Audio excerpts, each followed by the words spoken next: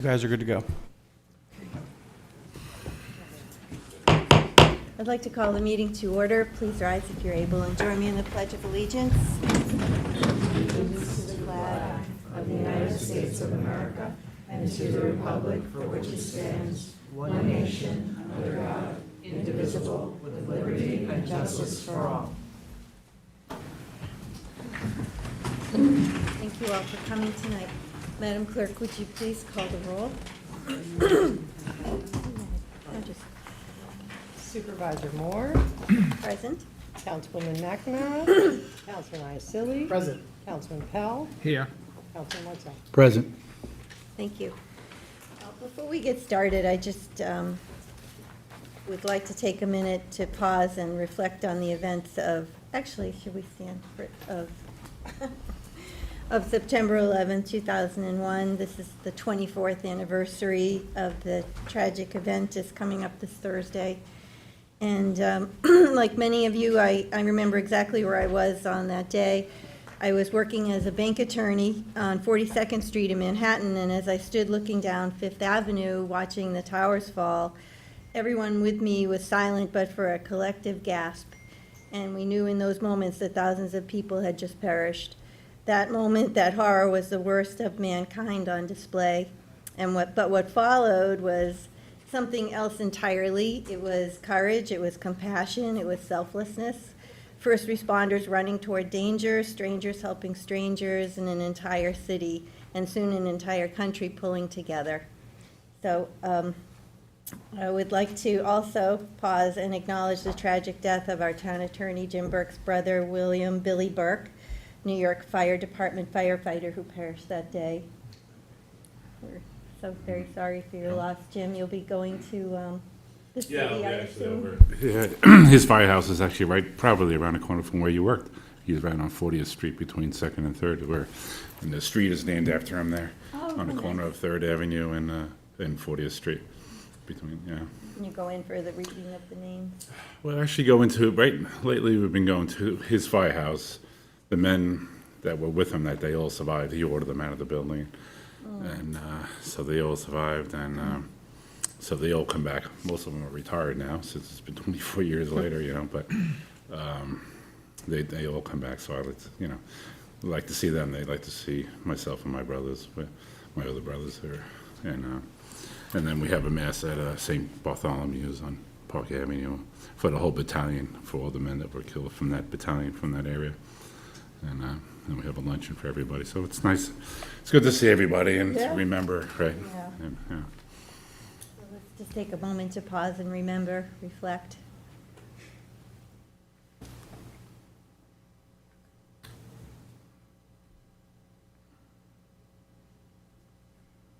Thank you. And I would like to note that our Public Safety and Emergency Management Department has placed, as they do each year, 300, and they put out the flags in the ground in front of their facility in Hampton Bays in remembrance of those who died.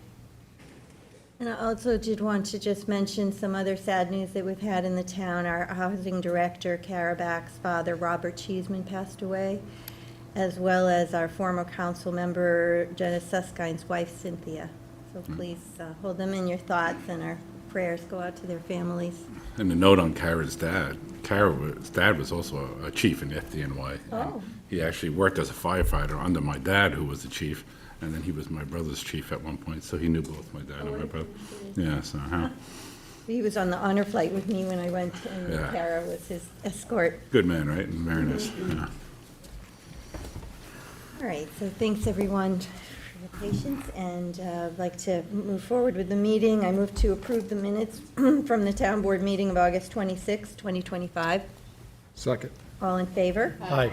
And I do have one walk-on that I'd like to add to the agenda. It's town board resolution ID number 50865, the warrant. So a second to walk on the reso. All in favor? Aye. Okay, Madam Clerk, would you please read the communications? Certainly. We have received the following communications in the office of the town clerk. We have received a public hearing notice from the town of East Hampton Village of North Haven, local law adoptions, Village of West Hampton Zoom, Planning Board public hearing notice. Sandy, your microphone's off. Gotcha. It's on now. I got you. Thank you. I don't know, I don't turn it off. I don't know how it's going on and off. But we've received the following correspondence, emails, letters regarding the following. Acceptance of the Tactical Targeted Grant Program, Resolution 2025-1007. Notice from Altice Optimum concerning channel update. Notice from Altice Optimum concerning changes to standard pricing of certain Optimum video and equipment offerings impacting residential customers. Proposed change of zone application for Mariner Housing LLC, Southampton. Public hearing regarding Poxabog Field, Sagaponack, sidewalks in Hampton Bays. The following bid and request for proposals was opened on August 27th at 1 p.m. for the bid for Quail Run test boring. And that concludes the communications for this meeting's agenda. Thank you. We have 10 public hearings today, so I'd like to remind everyone to try to limit your comments to the 3 minutes. Madam Clerk, would you please read the notice for the first public hearing? Public hearing number 1, to consider amending Town Code, Chapter 64, term limits to eliminate term limits for zoning board and planning board members. I wonder if we should combine the two, do you think, Kathleen, or just do they take them separately? It's the board's preference. Let's call them both. Similar but not. Okay, so we'll do them separately. And these I actually would recommend doing them separately. Okay. Thank you, Madam Supervisor. Good afternoon, members of the Town Board. For the record, Deputy Town Attorney Kathleen Murray. Currently, Town Code Chapter 64 addresses term limits, which limits a zoning board or planning board member to 2 full 7-year terms. And while the Town Board recognizes the value associated with term limits, which can allow for broader public service opportunities and promote responsiveness, it must also reconcile the importance of experience and institutional knowledge that years of service brings to land use review. So the purpose of the local law before you is to eliminate the term limits for zoning board and planning board members pursuant to Municipal Home Rule Law, Section 10(1)(2)(a)(1). Does the board have any questions? No, I don't, but there are some cards on this one, so please, don't go anywhere. Let's see. So the first card is from Paul McIsaac. Oh, no, wait, that says number 1, but that's not what this is. On this side. I know, but You talking on this issue, sir? it's not for this one. Are you talking Yeah. about the term limit Limits is No. on. Yes, about the field. planning board? No, that's, Okay, so I don't think there, it doesn't seem that there are any cards for that, that public hearing. Kevin, is there anyone on Zoom that wishes to be heard on this first Back row. public hearing?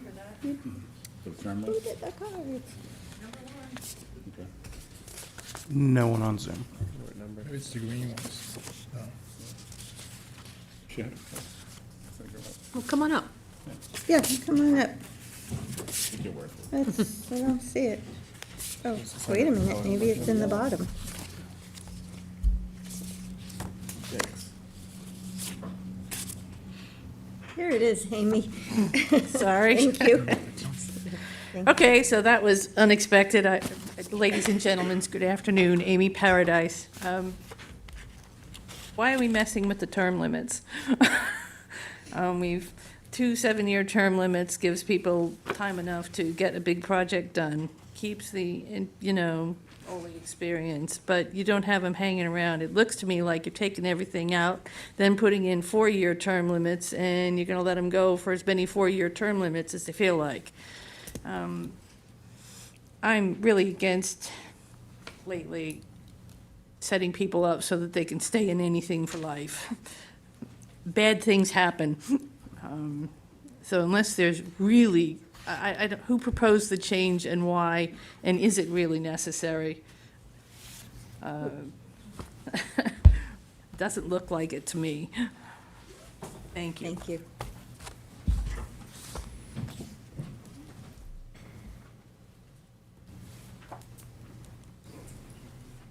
Kevin, is there anyone on Zoom for the first public hearing?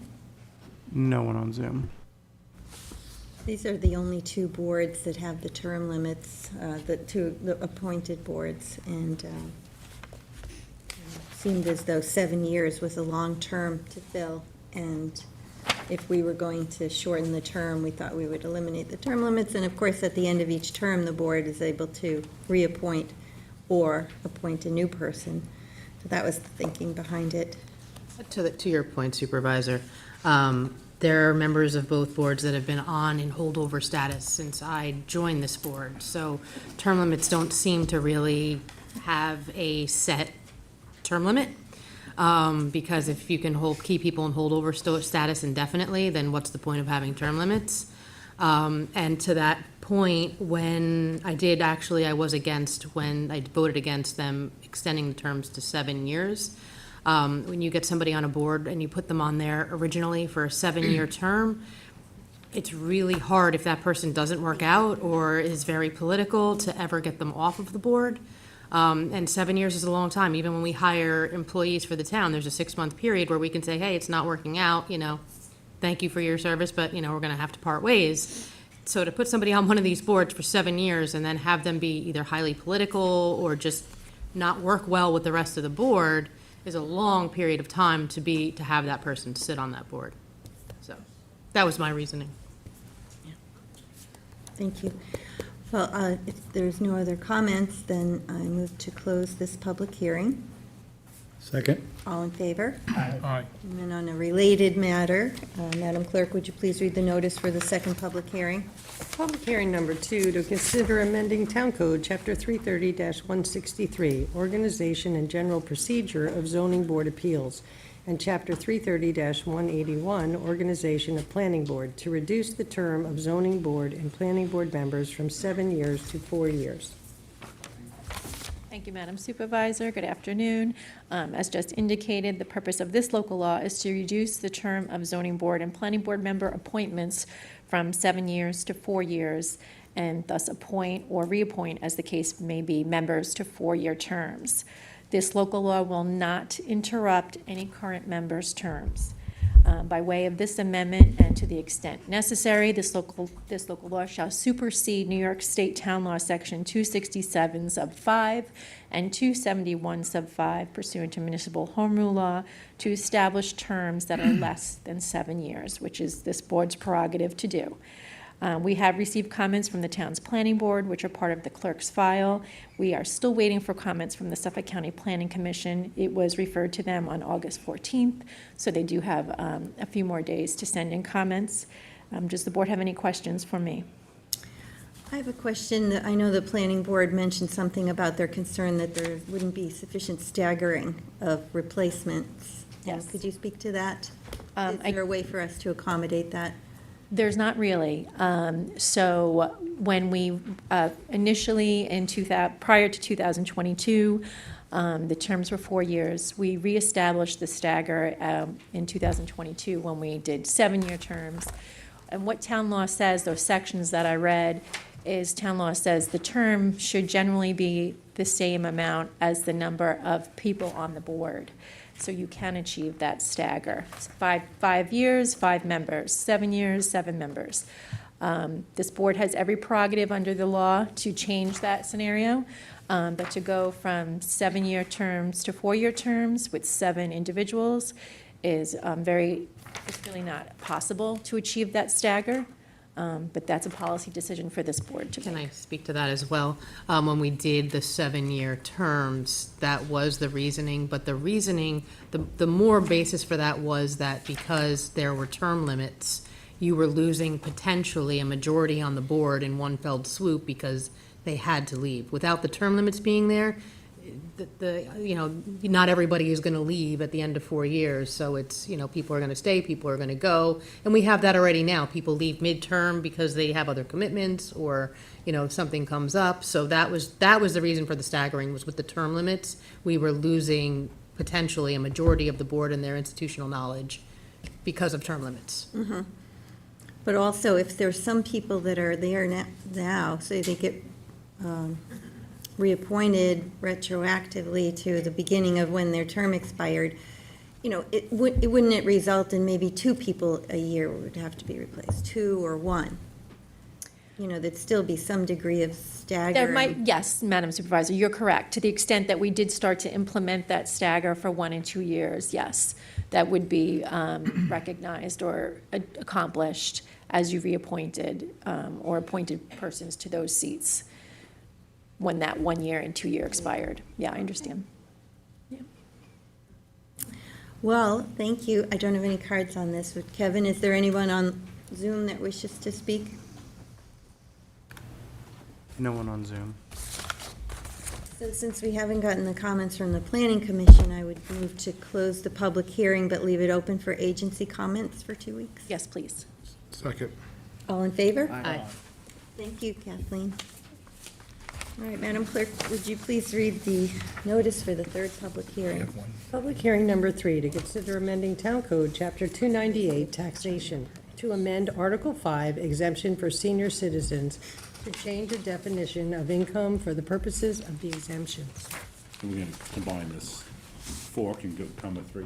Yes, I think it'd be a good idea to call number 4 as well. They, Would very you please similar. read the notice for public hearing number 4 as well, and we'll combine the two. Okay. Public hearing number 4, to consider amending Town Code, Chapter 298, taxation, to amend Article 6, partial exemption for disabled persons with limited incomes, to change the definition of income for purposes of the exemptions. Thank you, Madam Clerk. Currently, Town Code Chapter 298 addresses taxation and authorizes particular exemptions for senior citizens and for disabled persons with limited incomes.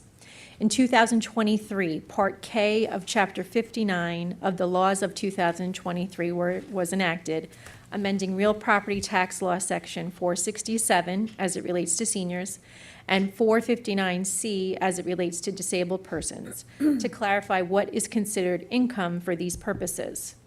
Thereafter, on December 21st, 2023, by resolutions number 1464 and 1465 of 2023, the Town Board amended the Town Code pursuant to the state enabling legislation to indicate how the town would calculate income when applying these exemptions.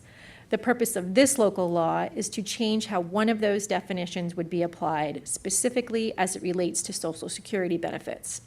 Thus, for purposes of these 2 chapters, any Social Security benefits not included in the applicant's federal adjusted gross income shall not be considered income for these purposes.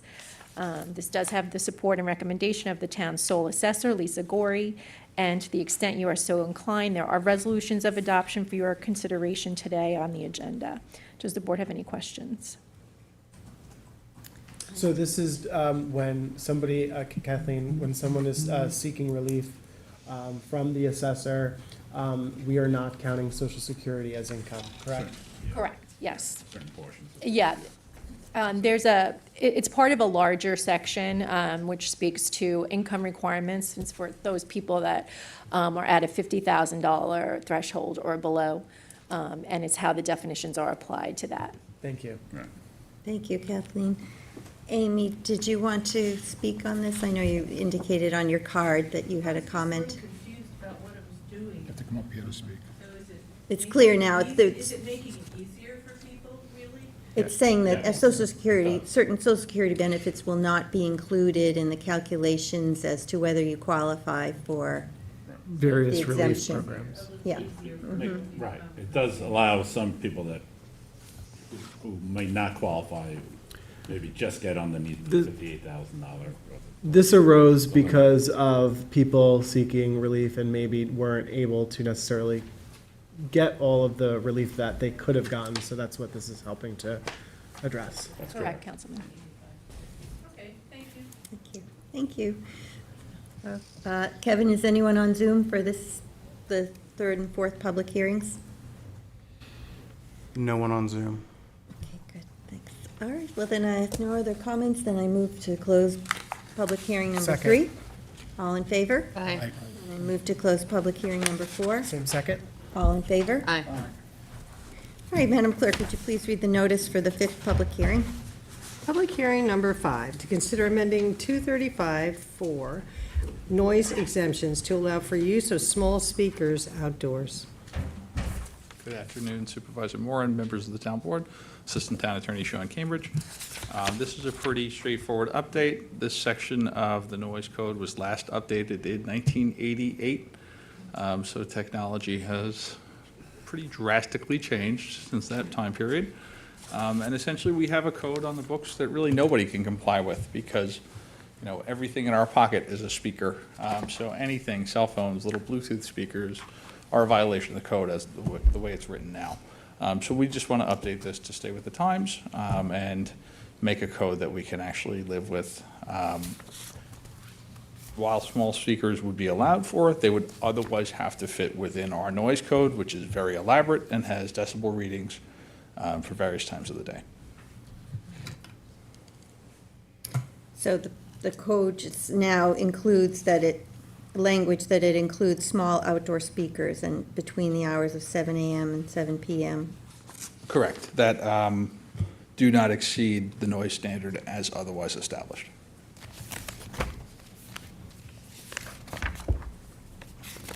As an exemption. Yeah, and this will help our public safety and code enforcement to It'll enforce. reduce, lots of people call for like people talking on speakerphone and little, you know, it's sometimes like kids watching an iPad or little Bluetooth speakers or things like that. It'll cut down all those calls and, you know, make it a lot easier to go and respond to the ones that are actually a problem, where somebody set up PA speakers or something to that effect.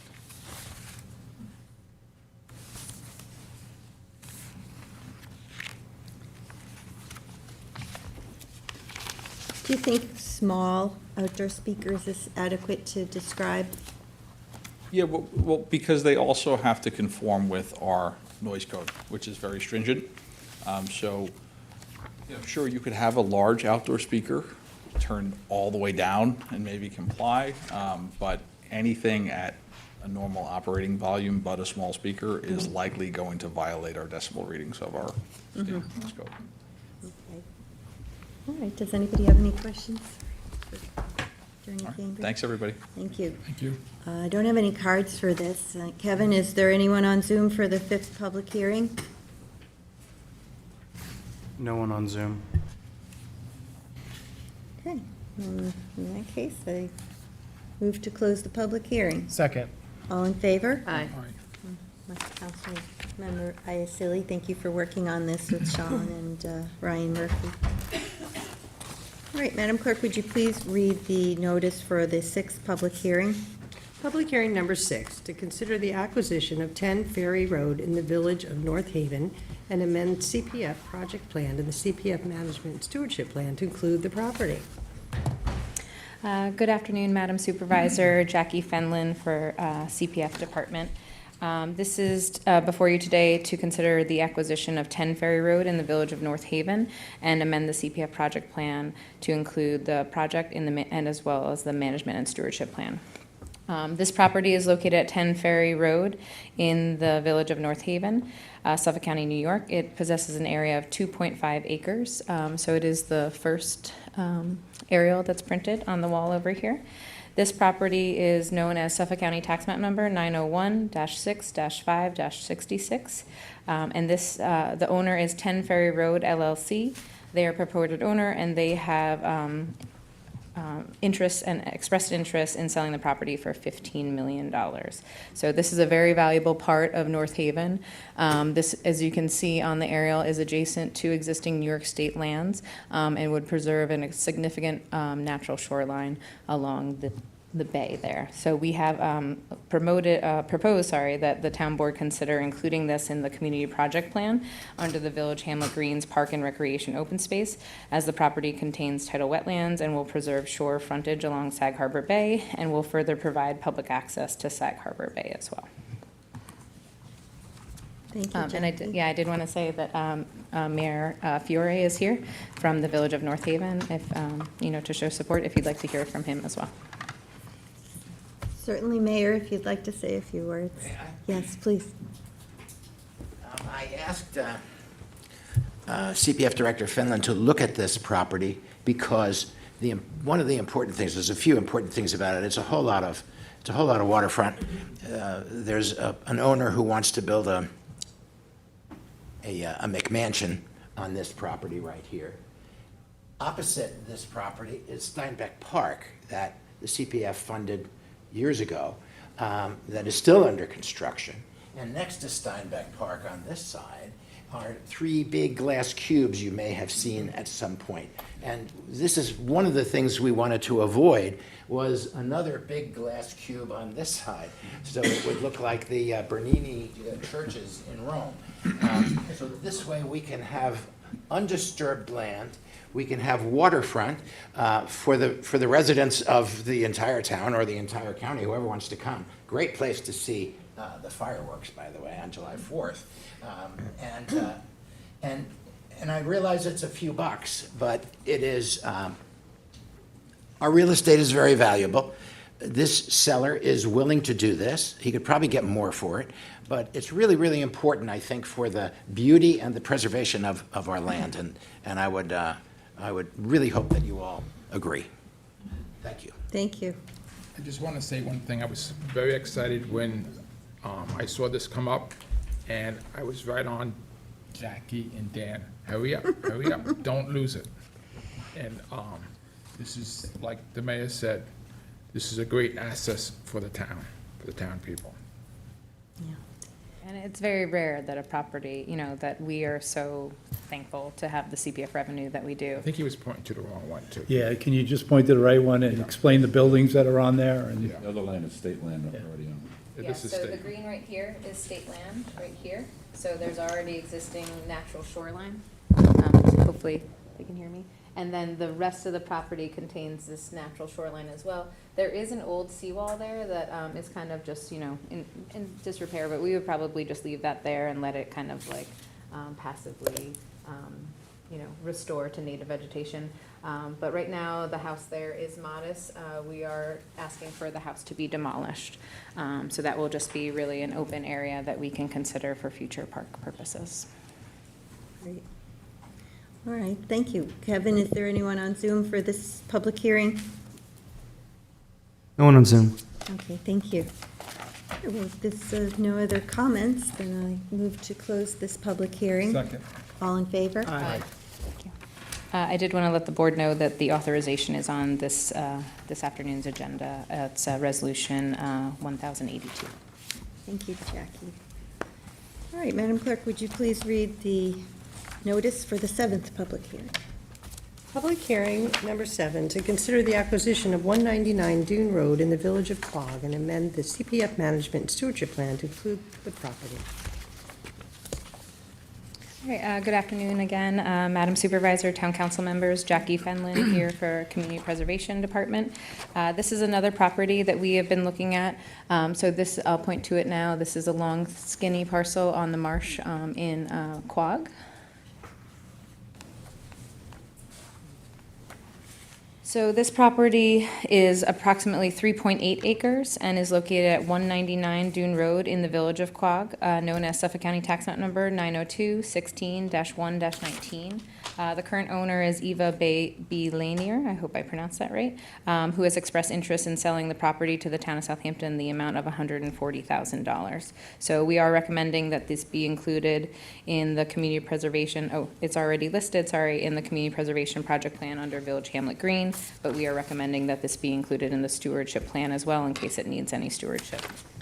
And all those parcels on either side of it are already preserved? Yes, isn't that nice how we've been able to assemble, so combined with Southampton Town and Quogue Village, so I'll just kind of read out, but this one to the furthest east is Southampton Town, the next one is Quogue Village, Southampton Town, so then this will hopefully, we'll acquire this in the next few months, Southampton Town, and then Quogue Village. And this is in close proximity to that nice wildlife walkway that goes out to the bay over there. Yeah, so if anyone's over there, you should check it out. It's a really nice spot.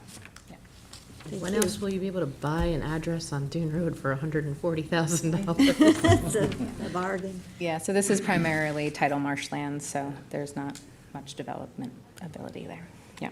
Well, thank you. We Thank you don't again. have any cards for this, but Kevin, is there anyone on Zoom for this 6th public hearing? 7th. No one on Zoom. All right, thank you. Well, then I move to close the public hearing. Second. All in favor? Aye. All right, Madam Clerk, would you please read the notice for the 8th public hearing? Public hearing number 8, to consider the acquisition of lands located on the west side of Northview Hills Court, Suffolk County Tax Map Number 914-167.1, 67.2, .3, and .4, formerly known as Suffolk County Tax Map Number 914-167, in the hamlet of Noyak, New York, and amend the CPF Management Stewardship Plan to include the property. All right, good afternoon again, Madam Supervisor, Town Council members. Here again before you, Jackie Fenlon for the CPF Department. This is a property that was subject to a recent subdivision and was a recent filed map known as, let's see here, what's it? Northview, sorry, final subdivision map of Northview at Noyak, also known as Noyak Northview LLC. So this is approximately 5.3 acres, so it's the resulting residential lots, which I will point to you now, which CPF is acquiring. What you see in the yellow highlight is actually already considered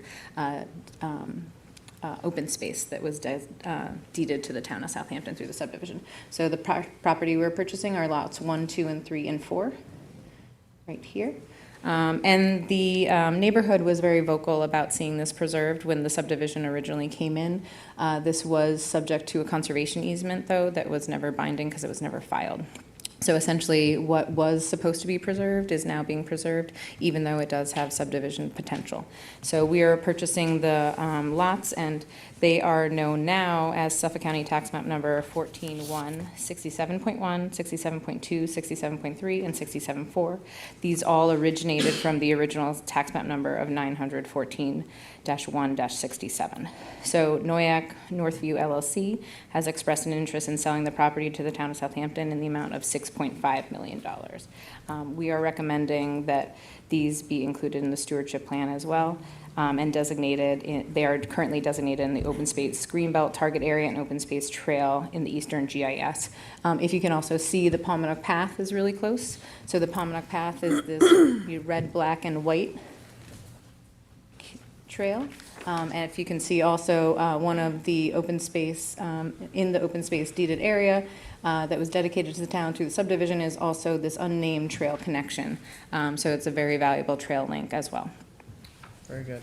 Was there a change of ownership then in between the time that the conservation easement was acquired? It was recently purchased by the developer in 2022, who then applied for the subdivision, and we found that the conservation easement, even though it was authorized, was never filed, so it was able to be developed, So these 4 homes, and as you can see, the planning board did a very good job at designing the subdivision and complementing the existing open space, but this will now preserve, CPF purchase will preserve the whole block. Thank you. Yeah, you're welcome. I don't have any cards for this public hearing. Does anybody on the board have any questions? All right, Kevin, is there anyone on Zoom? No one on Zoom. And I just wanted to remind the board that we also have the authorizing resolution for this as well, which is Resolution 2025-1083. Thank you. Thank you, Jackie. It's, I move to close the public hearing. Second. All in favor? Aye. All right, Madam Clerk, would you please read the notice for the 9th public hearing? Public hearing number 9, to consider the acquisition of 3841 Lake Avenue in the hamlet of Northampton, New York, and amend the CPF Priority Plan and CPF Management and Stewardship Plan to include the property. Good afternoon again, Madam Supervisor, Town Council members, Jackie Fenlon for the CPF Department. I just wanted to point out that this is a very important acquisition. So it is located at 3841 Lake Avenue, as Madam Clerk's just stated. This is, even though it is a 0.3 acre property, this was a property that the town board really wanted CPF to seek out, and we were able to make contact with the owner. It is formally known as Suffolk County Tax Map Number 900-163-2-11. So we're very happy to report that Rainbow Capital Incorporated has expressed interest in selling this property to the town of Southampton in the amount of $420,000. So we are going to recommend that this be included in the CPF project plan and designated under open space area, as it's adjacent to Suffolk County land, which contains extensive pitch pine oak forest, New York State DEC freshwater wetlands, and preservation of the subject property will add to the surrounding preservation pattern, as you can see here. So the subject property is highlighted in yellow right here, and you can see how close it is located to Wildwood Lake. Thank you. Very You're welcome. exciting purchase. Thank you for that. I do have a card on this. Angela, you know. Thanks, Jackie.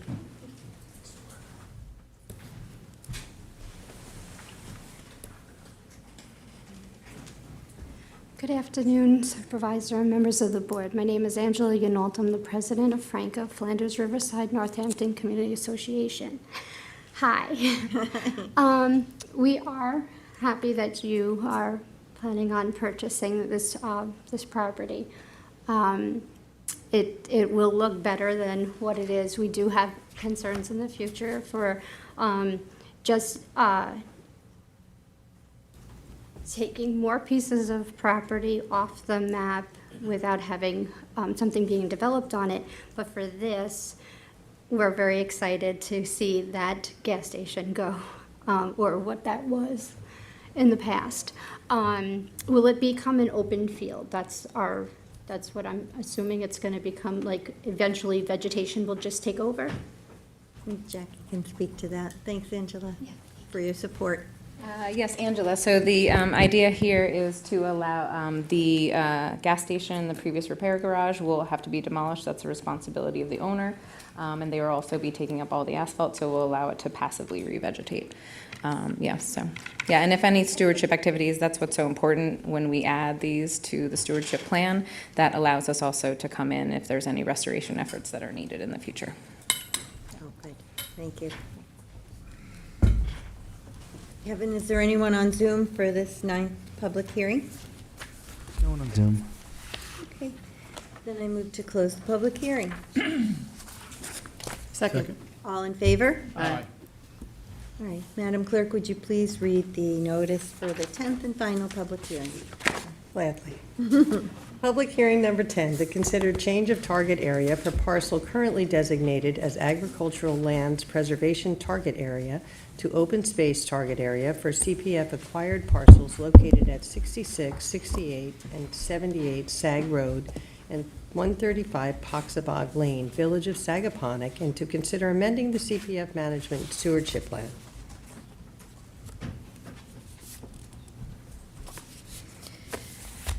Good afternoon again, Madam Supervisor, Town Council members, Jackie Fenlon. So this is a property that the town purchased in 2021. So we had originally slated this as agricultural lands preservation target area. So these are 4 properties that were on a residential subdivision from 1987. So they could have all been residentially developed with, appropriate easements and covenants associated with those residential properties. The properties are located at 135 Poxabog Lane and 66, 68, and 78 Sag Road, all within the Village of Sagaponack. So you can see them right here. But you bought them as farmland. Yes, the original intent and the community preservation plan listed them as an agricultural lands preservation target area, and that is what they were purchased under in 2021. So right now before you, there has been community input, and we've received community comments regarding the fact that the field has reverted to fallow. We have been working with Peconic Land Trust for a stewardship plan and farm management plan, which was the original intent of the town board in 2021 and 2022 when I took over helping manage the property.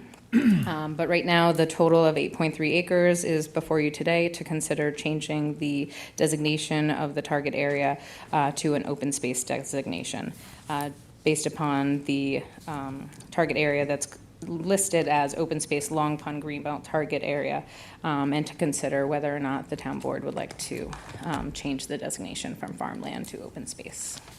Sorry. I was just going to say, there is no resolution of adoption on today. There is no resolution. I'd like to have this tabled or withdrawn, because I feel that if the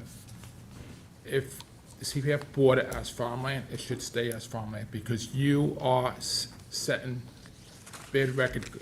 Another farmer's gonna come along and say, I'm not gonna sell to us, and you're gonna lose more farmland over this. I did speak to a local farmer out there who has his family had farmed this property years ago, and he mentioned a very good idea. which I agree with him 100%. He said actually it should be in a newspaper article. It's such a good idea. That he would come in the springtime, he'll till the property, plow it over, and heavily plant buckwheat with wildflowers. Then you could have someone come and put beehives along there so you can farm the bees. The property will stay as an open field with flowers. He said, I asked him if it was feasible to put a fence and irrigation. He says, no, not for a regular farmer. I said, it costs too much, which I agree with him. And he said that if you do the buckwheat and the wildflowers, that'll protect the soil. So if there's a food shortage in 10 or 15 years, it could go back growing food plants. He did recommend that if it ever went back in the future to farming, that it has to be all organic, because he was afraid that it was too close to the pond for fertilizer and pesticides to go in and the runoff. The highway department has goats, and they're willing to put the goats there to start knocking down the invasive species. So come the springtime, if this board agrees, and the neighborhood agrees, I think it would be very good for Sagaponack to plant a beautiful field with wildflowers and buckwheat, just like the one, I think there's one on Hedges, I think, Parsoness. Is, which, I don't know who does that one, but, you know, the wildlife can go in and out, the turtles can go in it, the deer can walk through it. And I think it's a better plan than just letting it sit there and have the Russian olives and the invasive species take over and ruin it in the long run. Yeah, it's an important point to make that no matter what type of designation, if you want to retain the vista to Poxabug Pond, which we can see in the 1987 plan, there was foresight for that with the scenic easement that they imposed. This will need some kind of mowing to happen to make sure that it doesn't revert to invasives and shrubs and trees that would block that view as well. This was acquired as ag in 2021, correct? Yeah, it was farmland, yeah, agricultural. So what was the delay in actually moving it forward? for farming? We were working with the Peconic Land Trust, but because we were made aware in the end of 2023, when we were refining it, of the scenic easement and drainage easement, we wanted to fully review the drainage easement, and I have to admit, the scenic easement, unfortunately, the quality of the document that we had was very hard to read, so we were working on legibility. But we did work with our CPF Assistant Town Attorney to review the scenic easement and to make sure that the farming plan could comply.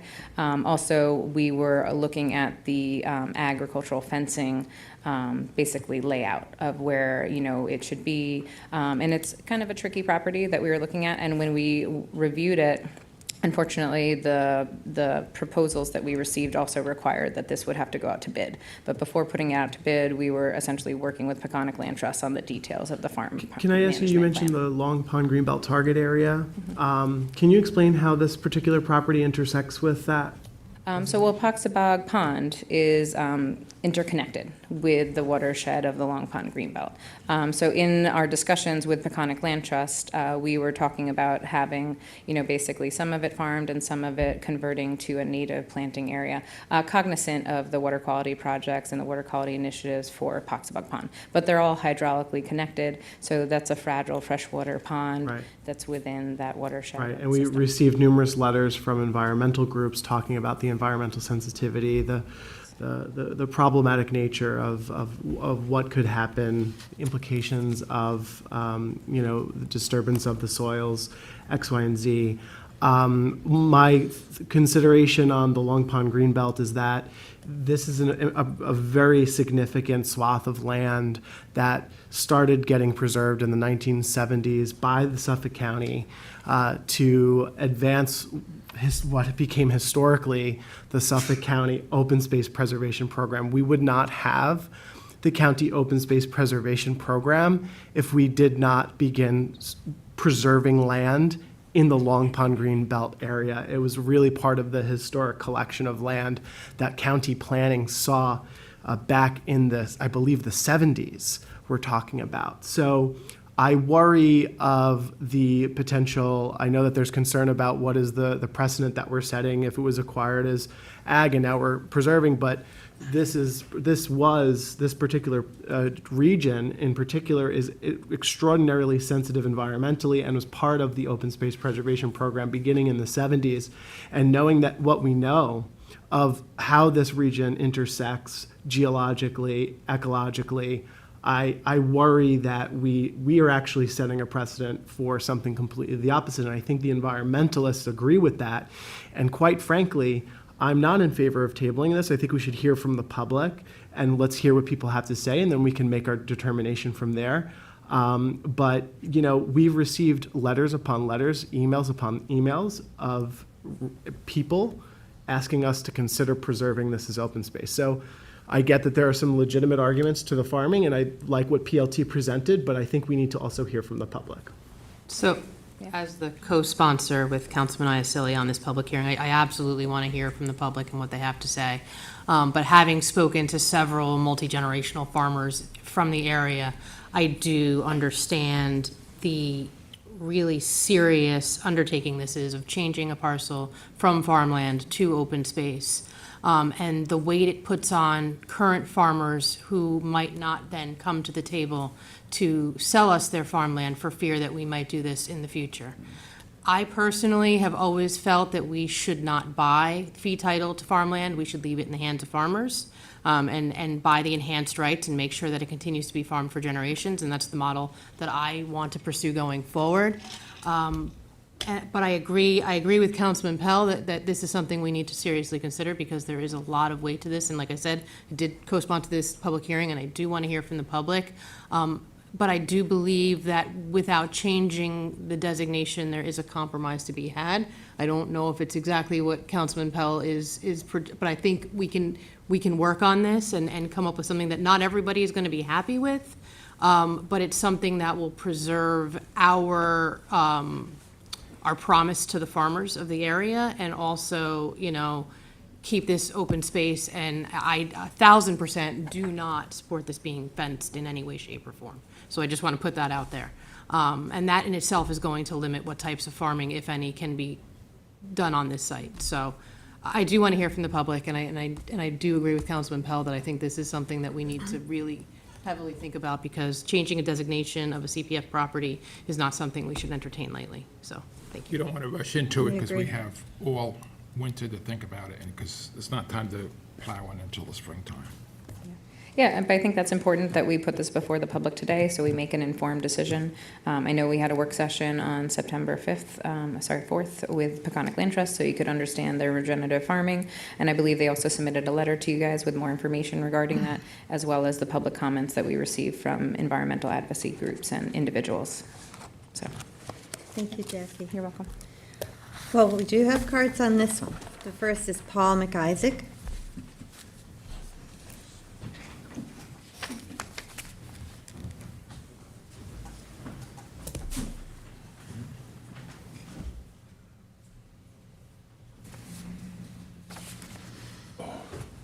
Thank you. Paul McIsaac, I live in Sagaponic with my wife. Thank you for raising 9/11. I'm here because for 2 years I was a therapist working with survivors, and I learned about Long Island and moved here and was completely ignorant of any of these farming and ecological issues. My yard was your standard grass yard. But I've begun to learn, and groups like Rewild and Change Hampton out here, which are doing so much, I've started to learn what it means, what's the difference between a field that looks nice to me and what's good for the water, the air, the pollinators. That's not the same. I drive by that field all the time across from Woofers, and it looks like a bunch of weeds. So it's not a pretty, and you think of it that sort of way. But I've learned now that that land is directly connected to our aquifer. And what you put there has got to save the water. And not only is that important for the animals and the bees that we're losing in great numbers, it's also important for the fact that we've decided as a community to save our natural environment. we have an administration right now in Washington which is catastrophic in terms of environmental issues. So I think for our community to stand up and say, we'll find compromises. The compromises I heard, I felt a little bit like you've already got your decision made. That compromise is from my standpoint, it's not a compromise. What I've learned is the difference between wild and manicured, and farmers have concerns. We need farms, there's no question about it. But if there's a space that can be wild, please keep it that way. Thank you. Thank you. Frank Cavedo.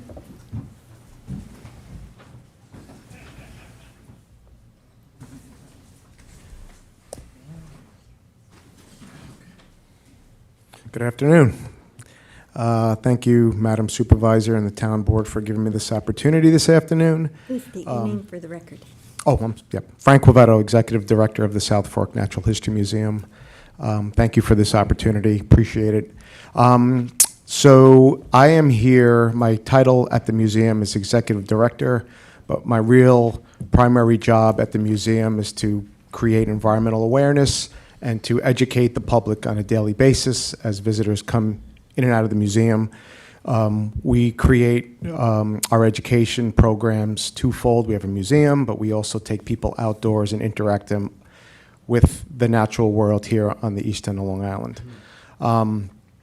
I've been the executive director for 16 years. Our entity has been in existence teaching the community about the sensitivity of our environment for 36 years. So I really feel that our mission at the museum is extremely important to teach people, and that's what I'm here for. I know you guys are well educated as to what preservation is, and preservation and conservation are ways to protect the environment, but there's two different approaches that conservation and preservation have. The goal of preservation is to protect the environment from negative interactions due to human activity. And for me, I believe that if you see this farm field now and how it's come back to its natural habitat, grasslands are one of the rarest habitats on Long Island. I'm sure Bill and many of you who have grown up out here know that 400 years ago we had prairie lands that were all throughout Long Island. This field naturally is turning back to a prairie grassland habitat, which is creating the biodiversity necessary to sustain the natural environment here on Long Island. The east end of Long Island, to me, is the most beautiful place on earth. And when I see this grassland habitat returning to its original state, it's important to preserve it properly. And for me, to see the animals and the different wildlife that exists there now, I just drove by there today on my way to work, on my way to the on Town Hall, and I found 60 or 70 tree swallows taking advantage of the insect life that's being provided to them from this little 8.3 acre parcel, creating the energy necessary for these tree swallows to migrate all the way to South America. The connection that this grassland has evolved naturally to be available for a lot of our migratory birds. Eastern box turtles live in there, American woodcocks. I've driven by there over the years and seen peregrine falcons taking advantage of the habitat to feed on other birds and sparrows. I thought I heard a grasshopper sparrow there the other day, which is an animal that lives in the grassland habitat, and they're declining tremendously. 30 seconds. Just in the short period of time that I've been an environmental scientist on Long Island, 30 years, I've seen a tremendous decline in not only our terrestrial habitats, but our marine habitats as well. So habitat is the key component to sustaining biodiversity here, and sustainability means forever. That's what sustainability is. So, yeah. Apologize for that. So anyway, that's my premise of being here, and I appreciate the opportunity to talk to you. Thank you. Thank you. The next person is Finny Dianora Brondell.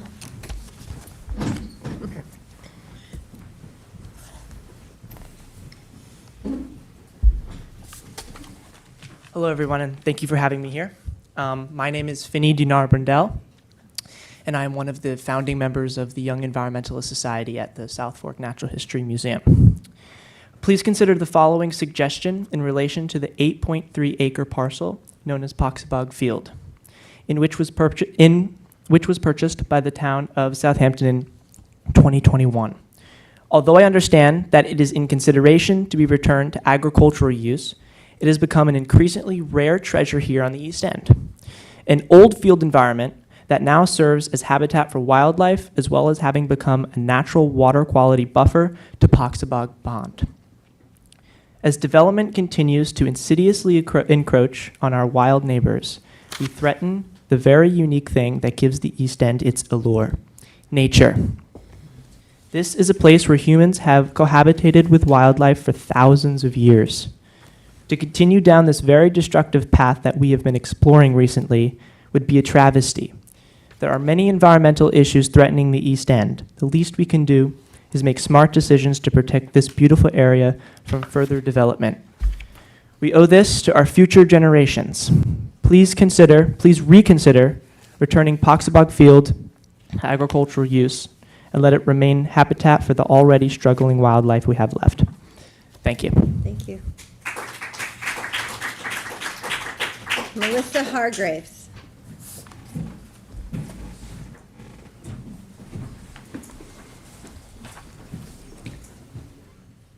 Hi, good afternoon, and thank you for allowing me to speak. I'm just going to piggyback. Just state your name for the Sorry. record. I'm Melissa Hargraves. I am the president of the board of directors at the Evelyn Alexander Wildlife Rescue Center. We are the only wildlife hospital on the East End.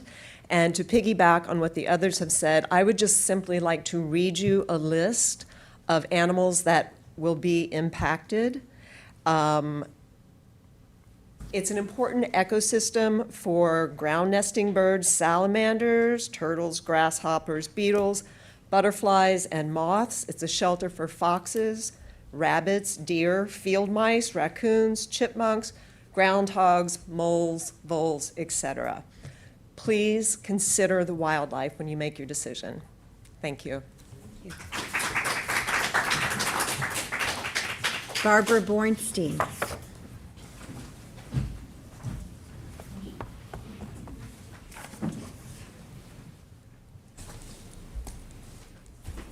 Thank you for allowing me the time to speak today. I'm Barbara Bornstein. I live at 288 Sag Road. So I've been looking at this field for over 30 years. I'm a blow-in by most standards in here, and I realize that. I'm a recent visitor.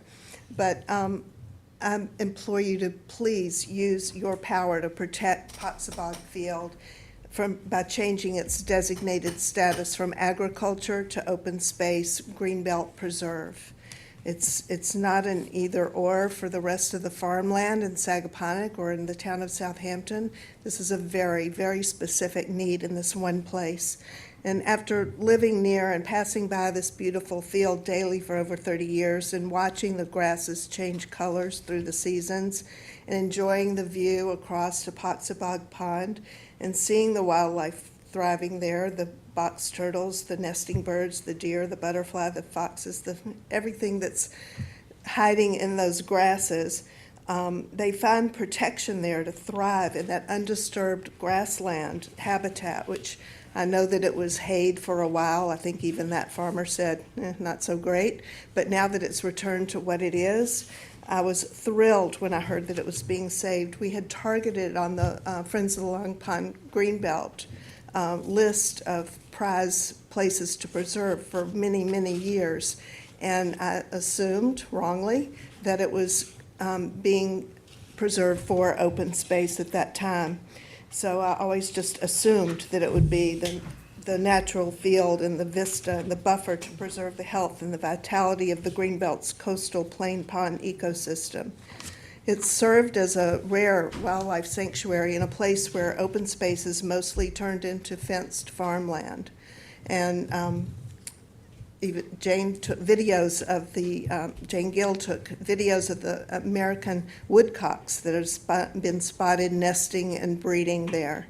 The field is also protecting our groundwater and ponds. It's helping ensure biodiversity, safeguarding essential wildlife corridors, and helping maintain the balance of our environment. Any farming practices, no matter how progressive, on any part of the field will destroy the habitat. Even if it's plowed for beautiful wildflowers, it's going to destroy all those animals, and it will likely worsen pollution. We've heard the term recently, regenerative, used. Any farming at all will be degenerative. More fencing, and I know that you've said that you're 30 opposed to seconds. that, will obliterate the vistas and the field, and the animals will just be left to be killed in the road. We can both support farming in Sagaponack and also choose to save this one valuable habitat and wetlands buffer as the special case that it is. It does not mean that forever farmlands are being converted. Please protect this beautiful and irreplaceable habitat from being fenced and plowed, obliterating the wildlife who has established homes there. Please do the most responsible thing 3 in minutes. preserving this rare and beautiful field in its natural state for the wildlife, for the health of Poxabog Pond, for the Long Pond Greenbelt, for the community, and for future generations. Thank you. Thank you. Jane Gill. I'm actually going to pass because everyone who spoke is saying exactly what I was going to say. So. All right, thank you, Jane. Day Dayton.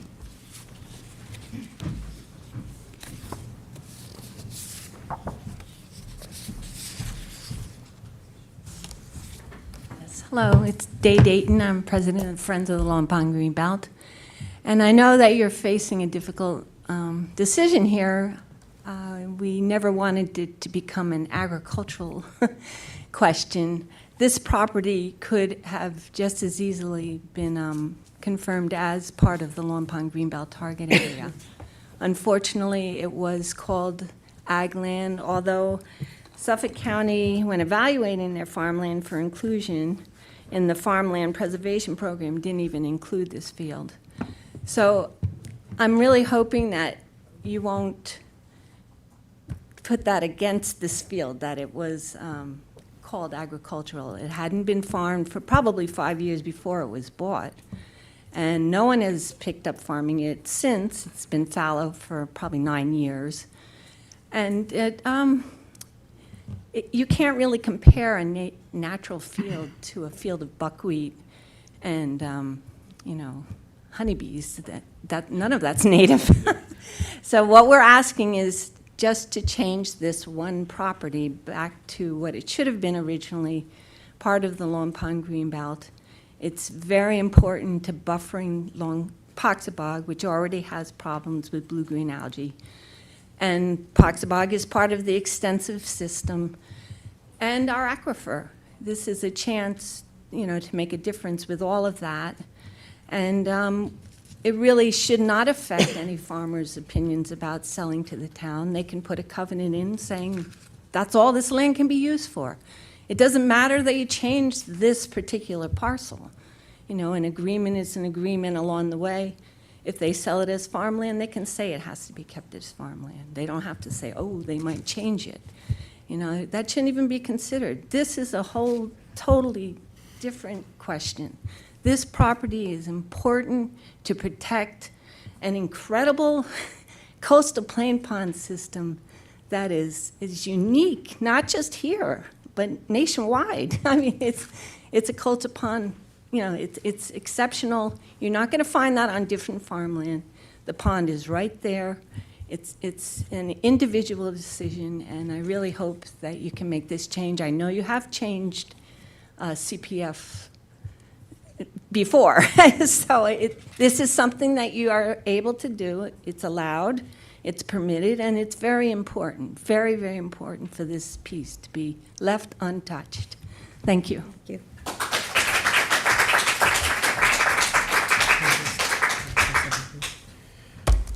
I just want to say, Day, you and the work of the Friends of the Long Pond Greenbelt, the work cannot go unnoticed. For years upon years, you've helped educate government legislators on the importance of preservation, the importance of our wildlife. And I just want to say from the bottom of my heart, thank you for the work that you do to protect our lands. You know so much about the history of our lands, and we really appreciate all your work. I also want to back that up. I have known you since I've been a trustee, and, you know, we're always trying to save the environment. You know, only thing I have on this property is changing it. You know, it could stay how it is, but changing the covenant. We made a promise when we bought it. That's the problem I have. It's like, you know, you made an agreement, you stay to it. A man's only as good as his word, okay? That's the problem I have, okay? If the CPF can say, just leave it alone, we're not gonna farm it, but we're not gonna change it, I'm fine with that. But when you have to change something, you made it, how you bought it, you promise someone's gonna be out, cut the land, it should stay. You know, I wish that when my father sold the property for the fish dock, it stayed a fish dock. Now, there's no fishing boats. So that's what I'm looking at, you know? It may, maybe never be, it might never be farmed, okay? But just changing that, those words is, that's what I have a problem with, okay?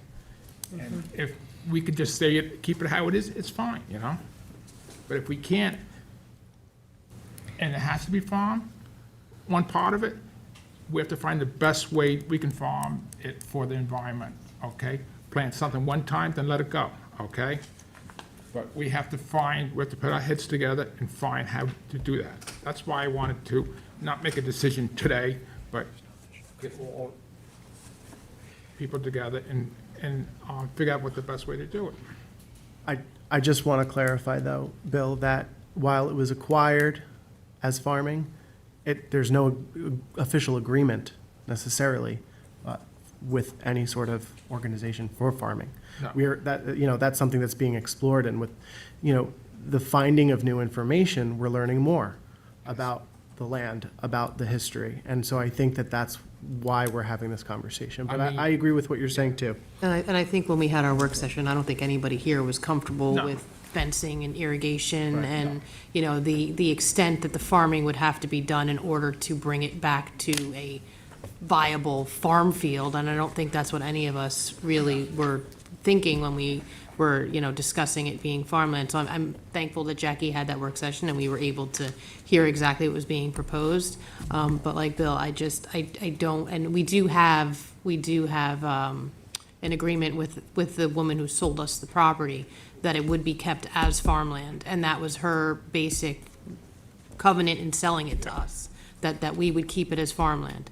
It didn't say anything in the agreement that it had to be actively farmed, but the designation was set to be farmland. So, maybe that's the keeping it as an available farmland piece for future generations if the need arises. But at the same time, and I understand your point of wanting this change so that a future board can't come in and go with the agreement of we're going to fence it, we're going to put in the irrigation, and I know how that works, and it does happen. So I understand where you're coming from, but I do wholeheartedly agree with Bill that we bought this piece. I mean, I wasn't on the board when it was purchased, but it was bought with the intent of keeping it farmland, and it hadn't been farmed at that point, and we haven't farmed it since.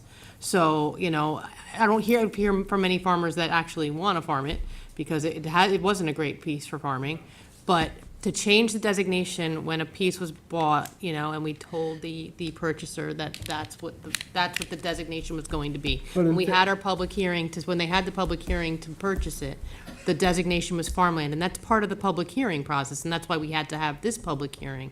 But I do take a lot I did get a lot of feedback, like I said, from multi-generational farmers in Southampton, and it's a really, really tough thing for them to, like they said, listen, is it the greatest piece of farmland? No, but every piece of farmland in Southampton town is worthy of preserving as farmland, so. Well, I just want to kind of go back on a point that seems to be getting reiterated, that, oh, well, this is how it was acquired, so we have to stick to it. Jackie or Dan, confirm affirmative or negative, right? We've looked at designations of CPF properties previously looking at what logistical reasons of whether or not we can change it or not, correct? We've never changed farmland, ever. Not farmland, but have we looked at CPF properties and sought designation changes? Right, so in a nutshell, there have been a change of designations in other areas. I've only been here 3 years. To my knowledge, I don't recall a change in designation regarding farmland. Not regarding farmland, but other CPF acquisitions? Yes, parkland to open space, for example, and correct. vice versa, things of that nature. Okay. Your second question, though, Councilman, concerning the enforceability of any potential agreements. As counsel to this board, I would be happy to answer that, but unfortunately, my response would be confidential in nature because it involves legal parameters. I'm happy to share that with you in an executive session on Thursday where we can speak to those issues more. Okay. I've heard that indirectly addressed by each of the respective members. I'm happy to speak to that in executive session, and then you folks will make a decision at that particular point in the near future. Is that? Yep. Hey, you, Dan. You might have to, like how you did in the village of Southampton with for the treatment plant, for the algae harvest. When you buy, if you're going to change it, you have to replace it with another piece of land. We might have to do that with the farmland,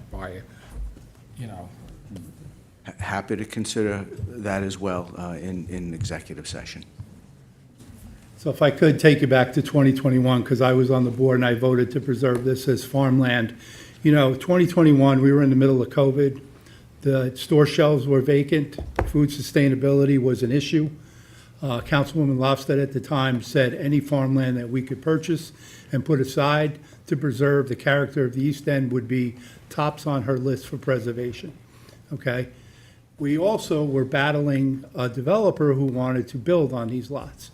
So to preserve it was a no-brainer.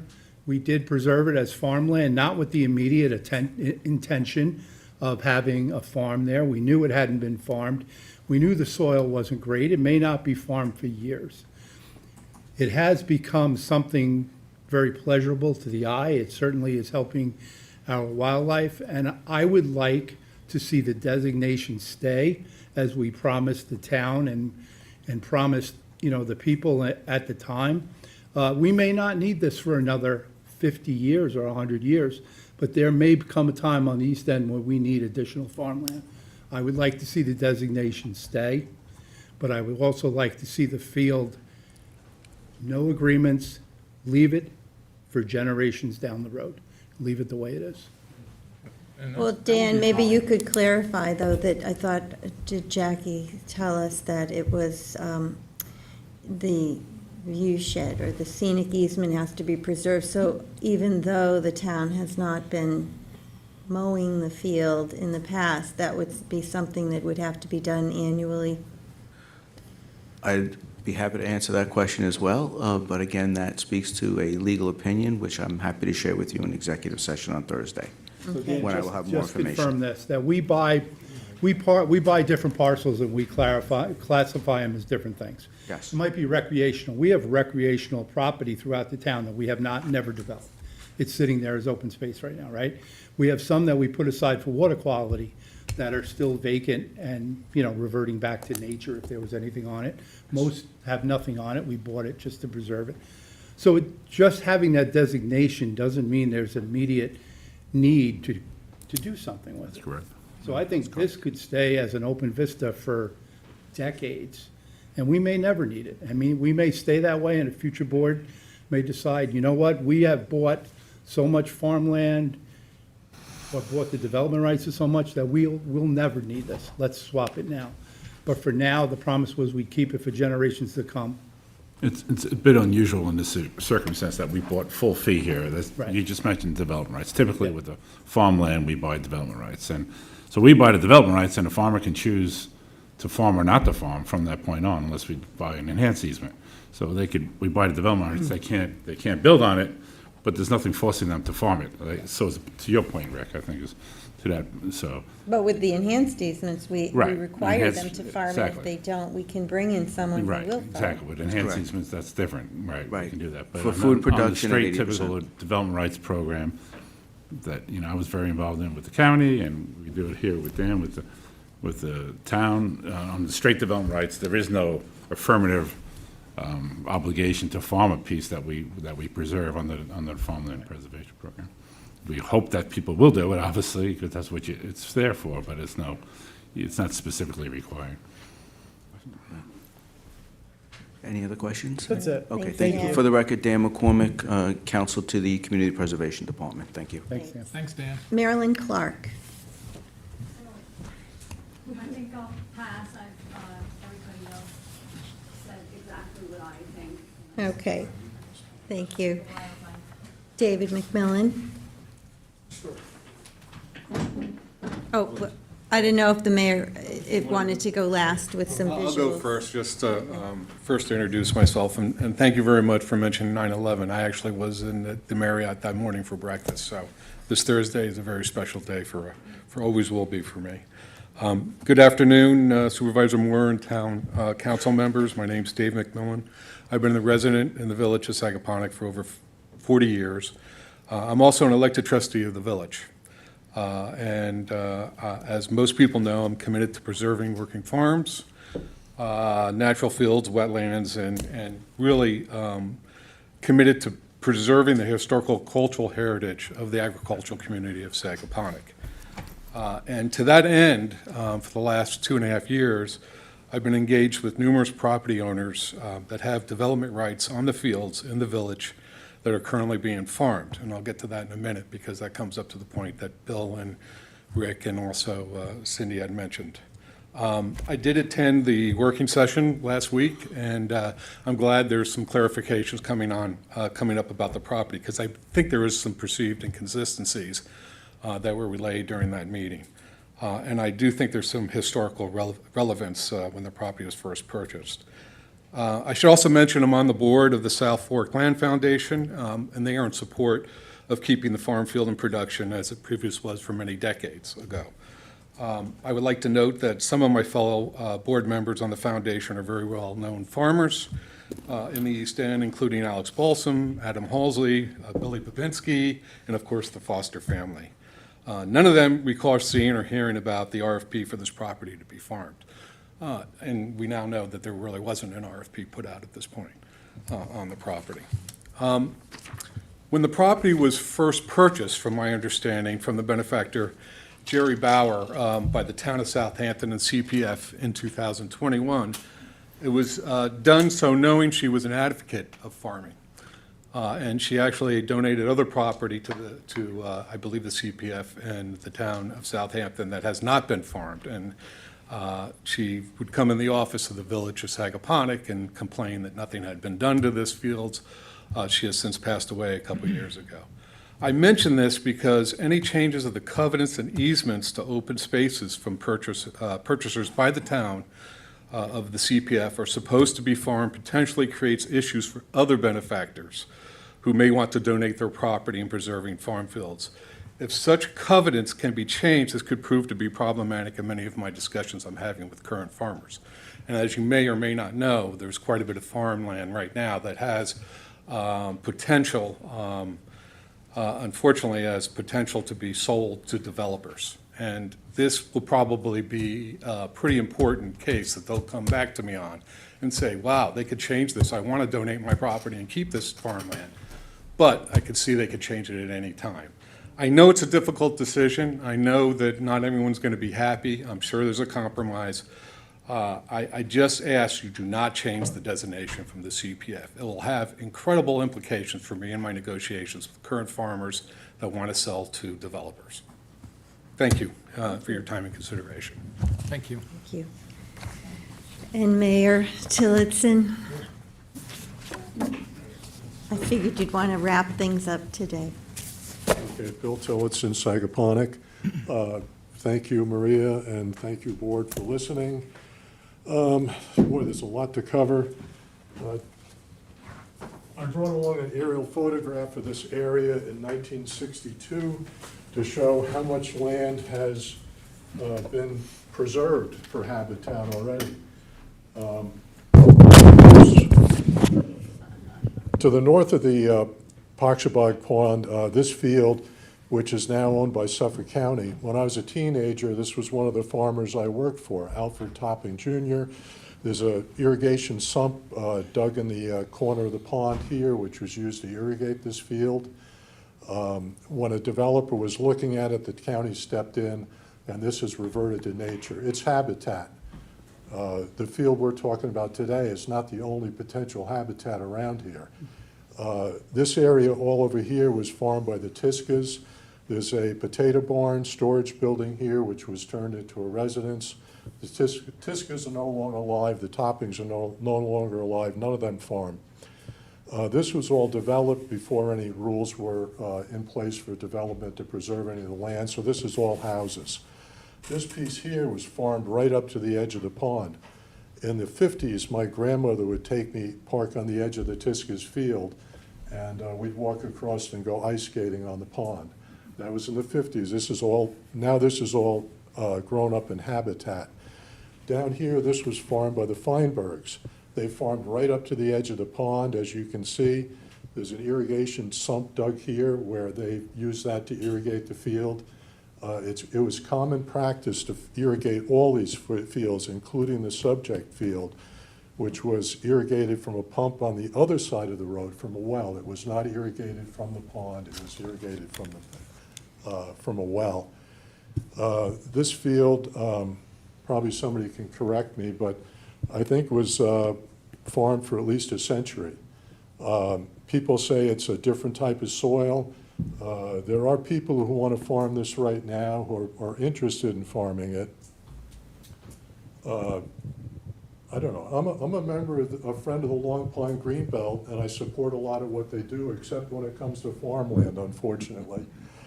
They do a great job, with habitat, trails, environmental issues. You guys do a great job, and I support that. But farming is like the essential industry for humans. I mean, that's where our food comes from. And this, the thought that somehow habitat, a water buffer, farming is degenerative, I don't know. I find that troubling. A field which I rented for several decades, we were part of a water study. We threw in it with Suffolk County Water Authority, Suffolk County Department of Health, and Cornell Cooperative Extension, where we gave them a record of every chemical we used on the property, and they would test the water under the property to see if any of that showed up in the water table. None of it showed up. It has never showed up, any chemicals used on the. It is possible to farm ecologically. The hydrology of this parcel, as you know from the hearing the other day, goes south. It does not go to the pond. So even if something got in this water, it would not end up in Poxabog Pond.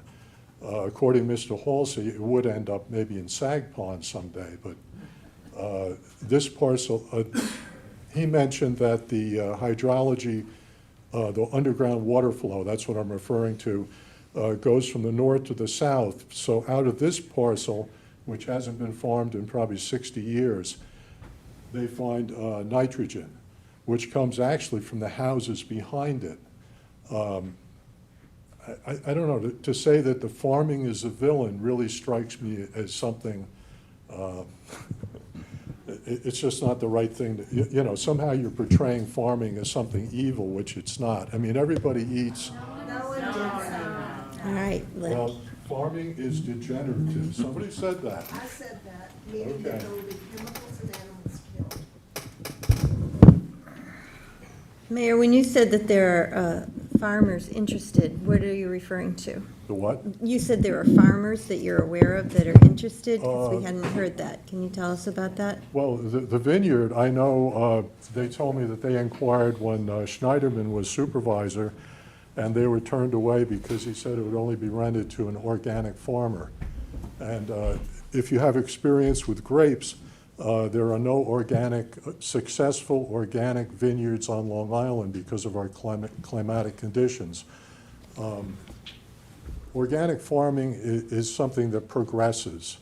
I wanted to do organics when I started out, and then when I had a buyer come through and look at the ornamental plants I grew, and they said, these spots are not, you can't have these spots, we can't sell them.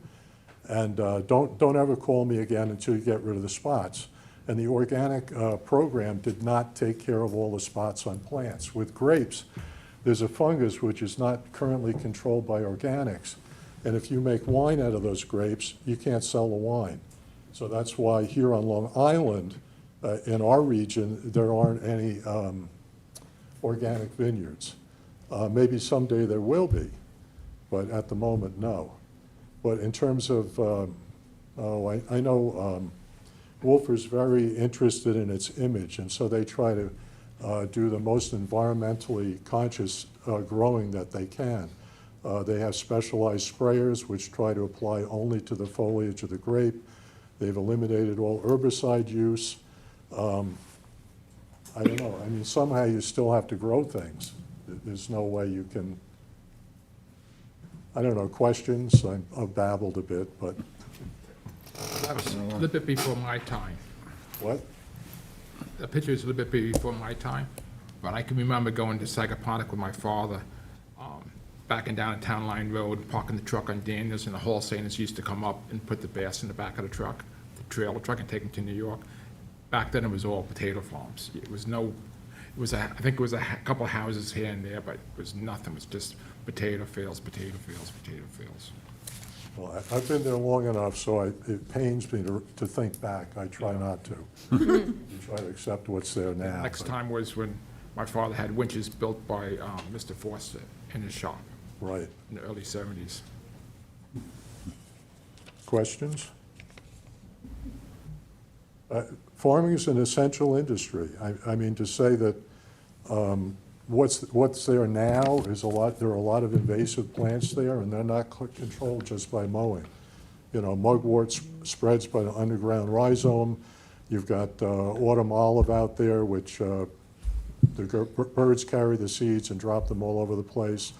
There's mile-a-minute weed, which they found a control partially. They found the science guys found an insect imported from somewhere that eats it. But I know from my experience right now, it's not at all controlled. It does look pretty.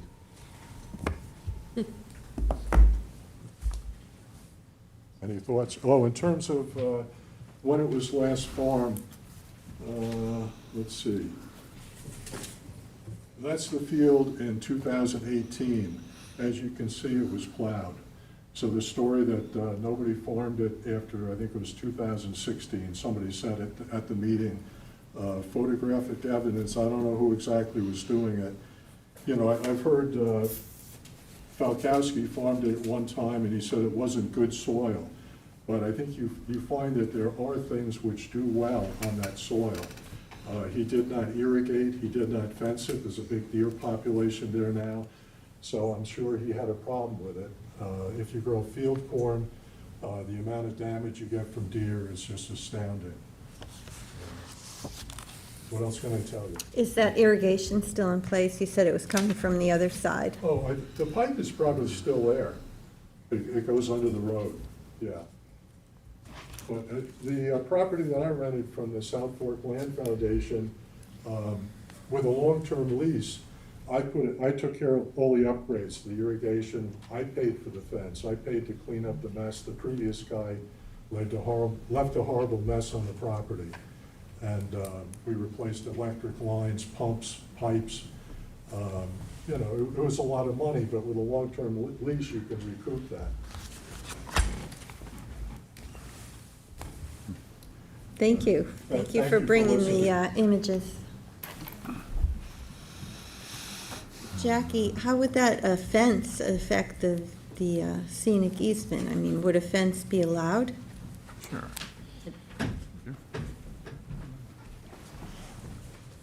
I can tell you, though, our standard ag fences usually allows the vista. You know, if you drive by farms on the east end or the western portion of the town, you can see right through them. There has been some opinion that, like, it's a wire mesh, but there's a black coating that you can put on fences, which also seems to fade more into the background. There is a scenic easement on this. You were asking before, Maria, that was imposed by the 1987 subdivision. So that easement is roughly 1.7 acres on the western side, so closer to Poxabuck. So I just wanted you to know the acreage on that. Thank you. You're welcome.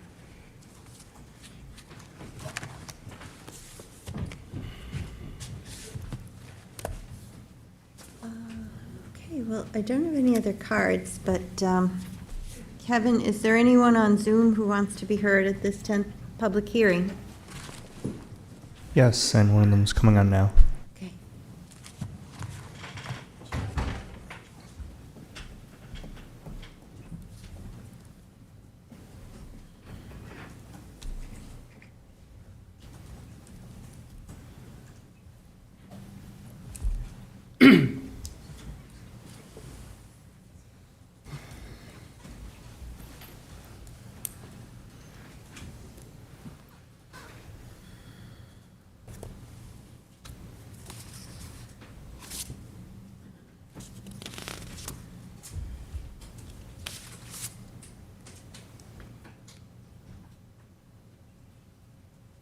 Hello.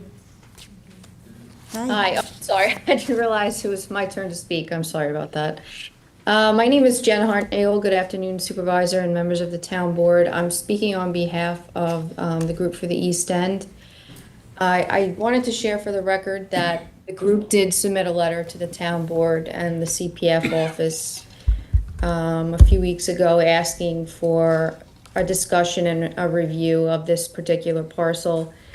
And for the record today, we wanted to be sure to let you know that our support for this reconsideration by no means is a statement against utilizing or preserving ag land.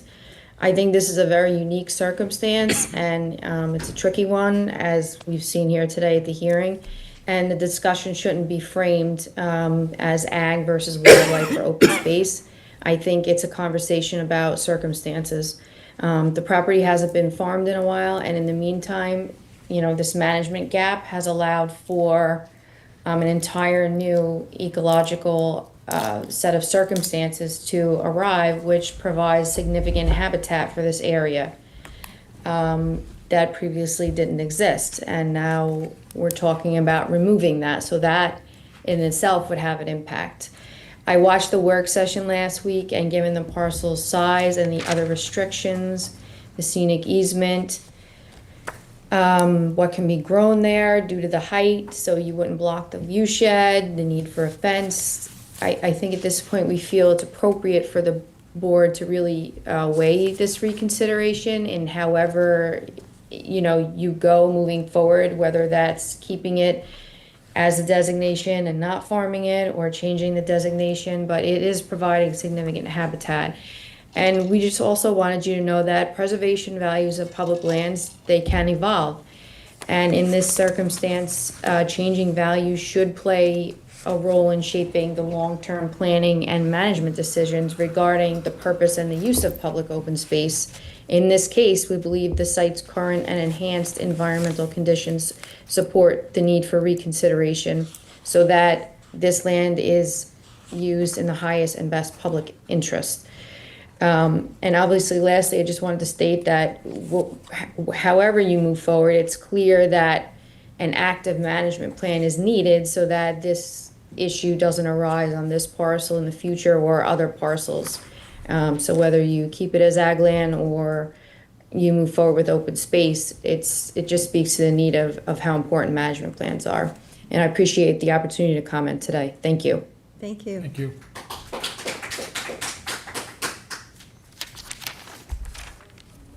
Got a few more that just raised their hand.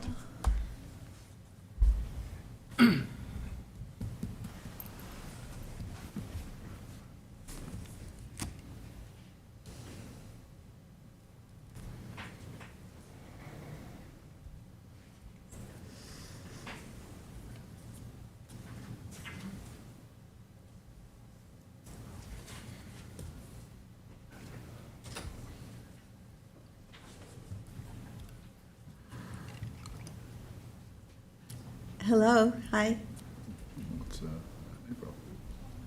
You're muted. Did not mean to be. Can you hear me now? Yes. Okay. I'm a resident of North Haven, and I just wanted to thank you all very, very much for this intelligent and calm discussion of this parcel of land. I think for me, at this point, there's such a crisis of habitat out here that the thought of being able to leave this land as is, since, for instance, the mention of there being a lot of tree swallows there is remarkable, because that means that there's a healthy amount of insects. And if you read any current climate anxious people's assessment of the world today, we're not only facing a problem with wildlife generally, but there's like an actual insect apocalypse, as it's been called. And to think of the swallows having enough insects to feed on so that there's a healthy population there is in itself now something that's special, which is crazy to say, because I'm sure you all remember driving and getting insects on your windshield and then having to clean them off. And that doesn't even happen anymore. There's a serious problem with wildlife out here. So the second thing I wanted to recommend is that if any of you have the opportunity to go to Mishomek on Shelter Island, the beautiful park there that's owned by the Nature Conservancy, and to walk through the field that you'll find on the Yellow Trail, which is an enormous grassland field that they have actually rehabbed to be very, very healthy and full of native plantings. You'll see that there's an incredible biodiversity and beauty, and exceptional beauty that you really don't find anywhere else. And I remember seeing that field for the first time and thinking, what is this doing here? This is like magic. I mean, it was so hypnotically beautiful. And it was just the way that Long Island used to look in various parts. But all this to say, I think that the solution of leaving it with its designation, but being able to hold it in reserve for there being an actual specific need for it is important, and I can't deny that. But for my sense of where the world is today and the climate problems that we're facing as an island, there's a significant argument to try to keep it as it's become with this abundance of wildlife. So thank you for listening. Thank you.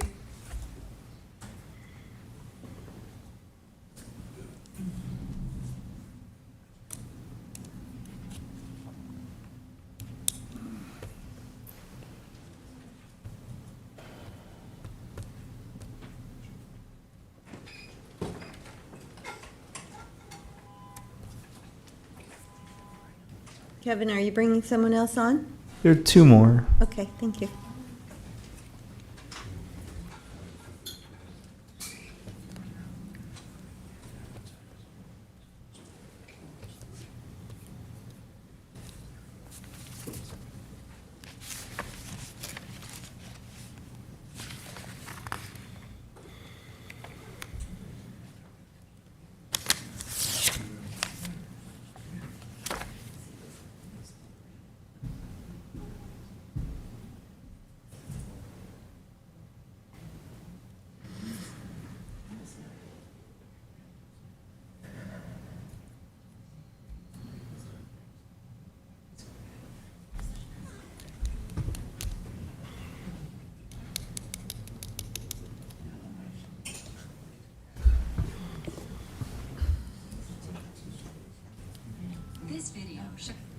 Hi, you're here with us.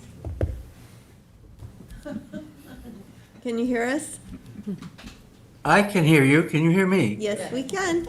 Okay, just having a little trouble on the video, so I can't see you that well. Number one, thank you. My name is Steve Rogan. I live at 54 Sag Road, which is the parcel, one of three parcels that abuts the southern portion of the property. So I am on Sag Road on the southeast corner, and I've been here for 45 years. And well, number one, thank you for the time today. Number two, I just have some, I got into this late, the discussion today, but I wanted to make a few side points. I think everyone else that has spoken has been articulate and fair. I've seen it, I have a couple of things to say. The first is, my sense of the field is that it is in many ways connected to the pond itself. And that could be as simple as turtles crossing from the pond and the sort of marshy land that I guess is state or county property over to the field. And so there's kind of an interplay, and sort of accruing to that, in the last, I would say, 4 or 5 years, I've really seen the land start to change, and the habitat with regard to animals, it's really flourishing. So I find that to kind of be wonderful, and that, if the, I'm not so concerned about the designation. That seems like a valid legal issue. But there seems to be some sentiment to maybe keeping the ag designation, but sort of putting the use of it for farming right now, to put that maybe on the shelf. And one thought that I have is, I don't know if the council could consider doing something like that, which might be a nice compromise for those of us that would like the field to remain as it is and to flourish, but not in any way restrict a decision in the future. So if there could be a moratorium, from my perspective, that would be great. I wanted to mention one other thing. I think it was in the 80s when Temic was, in the news. My property came up with a little bit of Temic, but it came up also with some other fertilizers. I don't really remember. It's 40 years ago, whether it was some nitrogen and such. But I had to put in some filtration, part of it courtesy of DuPont. But I think it was Bill who was talking about the hydrology of the area. 30 seconds. Okay. Anyway, there's a north to south run of the groundwater, and that groundwater does affect my well and the 2 other properties along the south. So if it's farmed, I have a concern about future or possible contamination. So those are my thoughts, and thank you for the time. Thank you. Thank you.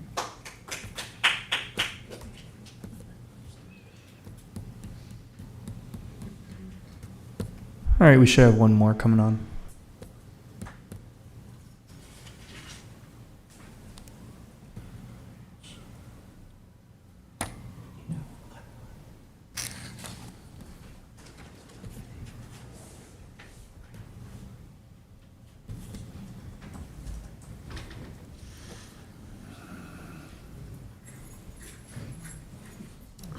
Hi, Nancy. Hi, can you hear me? Yes, we can. Hi, my name is Nancy Dunlap, and we live directly across the street from the field on Sag Road. We have 93 and 81. My husband, who just recently died, has lived here 64 years. And the field has become a completely new ecosystem. It's wonderful to see all of the birds, the grasses. It's a completely different place.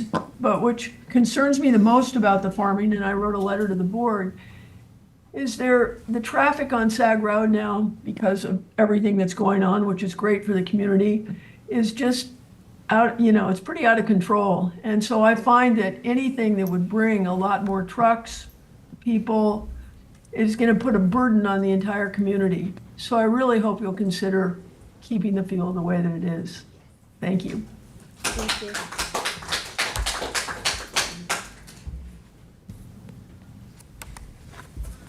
Is that it, Kevin? That's everyone. Thank you. Okay, so if there's no other comments, I move to close the public hearing. Second? All in favor? Aye. Aye. Thank you for the active participation today, everyone.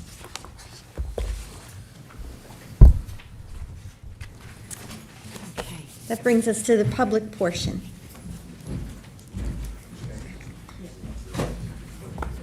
Just give people a moment to head out.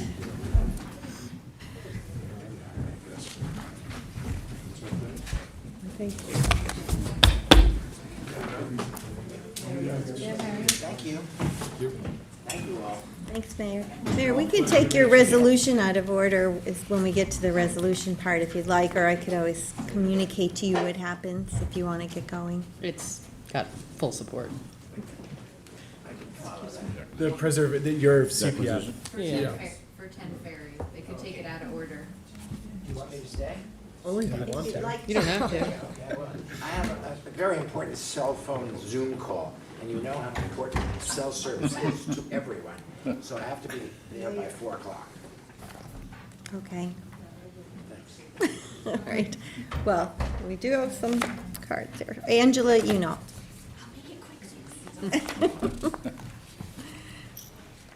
Hi, Supervisor and members of the board, Angela Yunol. Again, now I feel baffled because I want to say something personally. So Angela Yunol, 121 Nassau Street, Hamlet of Flanders. Reeves Bay Park, thank you. Thank you. It's beautiful. Thank you. Brought my relatives there. I've brought friends there that are from out of state, and it's absolutely beautiful, so thank you for it. Okay, so now, Angela Yunol, President of Franco Flanders Riverside Northampton Community Association. For resolution, Town Board Resolution 2025-1063, we support, I just wanted to say that, we support that Flanders Community Center and all that happens in there between the Youth Bureau and the seniors. It's a beautiful place for the young people to go and for the elder people to go. And of course, we use it too for our monthly meeting.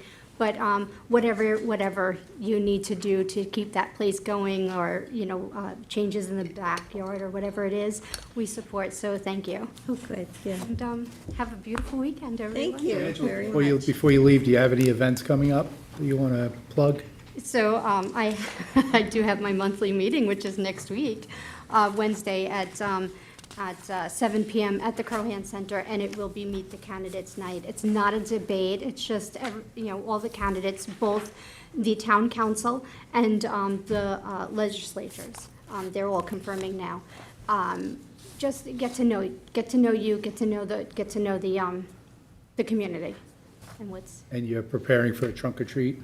Trunk or treat's in October, so I'll be back. It's coming, yeah. I'll be back. Okay. October, yes, October 25th. It's a Saturday, the Saturday before Halloween. Thank you. Very good. Thank you. Amy Paradise.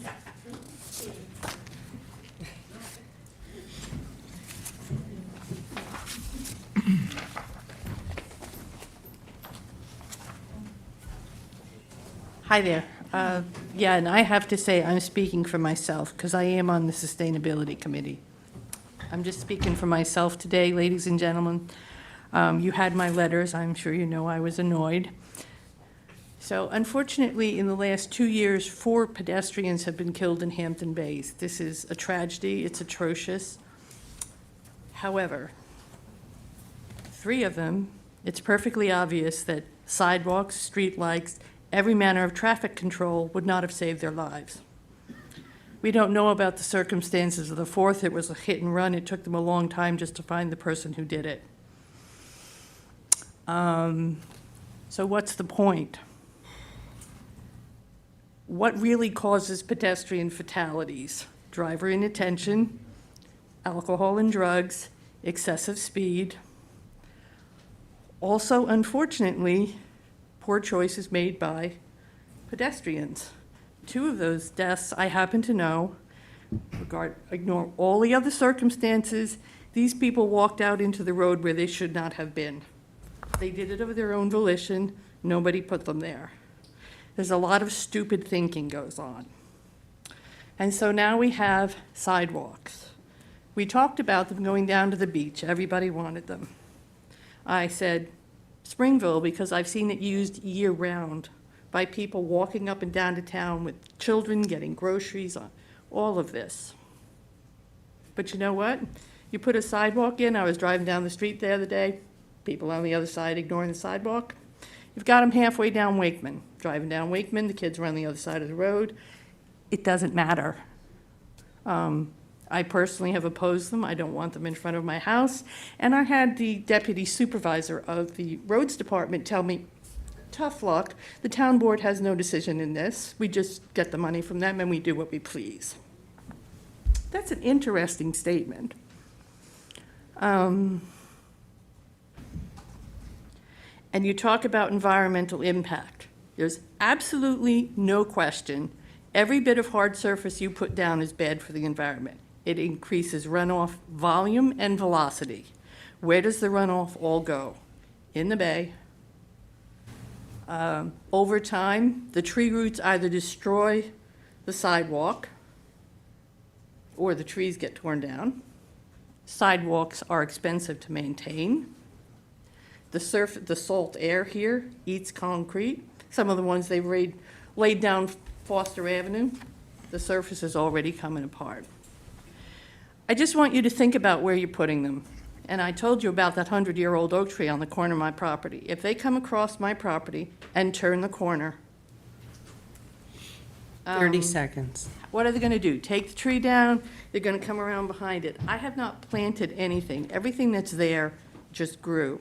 And it's this little grove. I had a Baltimore Oriole living in there. And you're going to chop it all down and lay concrete on it. And what's it going to do for the runoff in my driveway? I've never paved my driveway. I just have dirt because water runs through it. 3 minutes. I don't agree with what's being done, and I don't think it was done with any thought.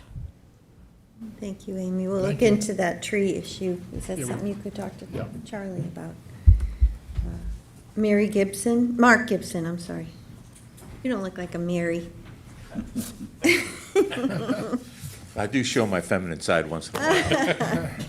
So, hi, my name is Mark Gibson. I live over on Lynn Avenue, around the corner from Amy there. I noticed it's great that they did put the sidewalks in over on Poundquag Avenue and Wakeman, because it's a lot, the schools are right there, there's a lot of kid traffic there, and it's nice that they're gonna set it up to be able, they could always walk right down to the beach. That's a wonderful thing. But over on Lynn Avenue, where I am, where they're talking about doing that, they're gonna go right across the front of my property. They're gonna take out all the trees that I'd planted since I've been there, which was 30 years ago. And I came to live in the country. I didn't come to live in the city or be in like a town for. And everybody I talk to that walks down that street, they don't mind walking down the shoulder of the road. I mean, if people don't want, if they're coming from the north going south, and they don't want to walk on Lynn Avenue because of the shoulder too small, they just go over one block, Foster Avenue. There's no traffic on there ever at all, and it's a wide street. And if they aren't comfortable with that, they can go over 2 blocks and walk down Wakeman. So they haven't put a sidewalk along there. I don't know, they were talking, the gentleman I talked to that worked for the town said they were working on going across to the end, to the beginning of Lynn Avenue from the sidewalk over by Foster, which is unfortunate, would be in front of her house, but nobody uses it. The shoulders are really wide there. I think Lynn Avenue is a few years away. But Well, I plan on living there quite a few more years, so I'm not that, I'm old, but not that old, so I hope. I don't think it's not on the drawing board in the next couple of years. The gentleman I talked to said this is some woman that was trying to push to do that maybe next year, so. I think the list I saw, it was like it was in the future. So, is there anything that I can do to help protect my property from being, or Lynn Avenue being sidewalked? Do I put a petition together, or is there somebody, Yeah, I can talk to who can protect my? I mean, they might be reacting to calls from other people asking for it. I don't know that they just decide to do something, so. If you just call Yeah. my office and give your name and your phone number, and I'll find out in the next couple of days. Okay. I think there's a lot of people that want to walk to the new coffee shop. But it's over by Wakeman. Oh, yeah. They walk over, so. Yeah. And there's no kids that live on Lynn Avenue, at least in my end. The only people that walk there, it's during the summer. There's, people that rent along there or whatever. There's a few people that are going to the coffee shop, obviously. But as soon as now, at this time of year, there's going to be nobody walking there. So it's like, we're setting it up, a sidewalk the last 3 months out of the year for people that don't even really live there, and have an effect on the people that actually do live there year-round. So that's my concern. All right, we just connect with Bill, and Yeah, Councilman just- yeah. Pell, and he'll Yeah. just talk to you Or about if you it. leave, just go down to the office and T's. Pardon? When you leave, just go right down here and Okay. ask for T and give your name and address. Okay, great. Find out. So I've had Right side. conversations with Highway also about Lynn, and it is pretty far down the list. Great. And the fact that we've done partial improvements on Springville and Wakeman and Shinnecock, that I think the people are going to be demanding those to continue. So I think yours will continue to drop as higher priority areas are That going to would be need wonderful. attention, so. I mean, making But I the would shoulders a definitely- little wider is a Sidewalk nice everything over issue. there? I would definitely stay in touch, though. Just the high Well, traffic area. there are families, there are families and children, I mean, right? I mean, isn't that the whole crux of what's going on right now with Highway? And Argonne You're Road, responding. Argonne Road east of the school is not sidewalked. And we have some special needs kids there that need access to the high school and so Yeah. on. Yeah. So I think those were gonna take priority.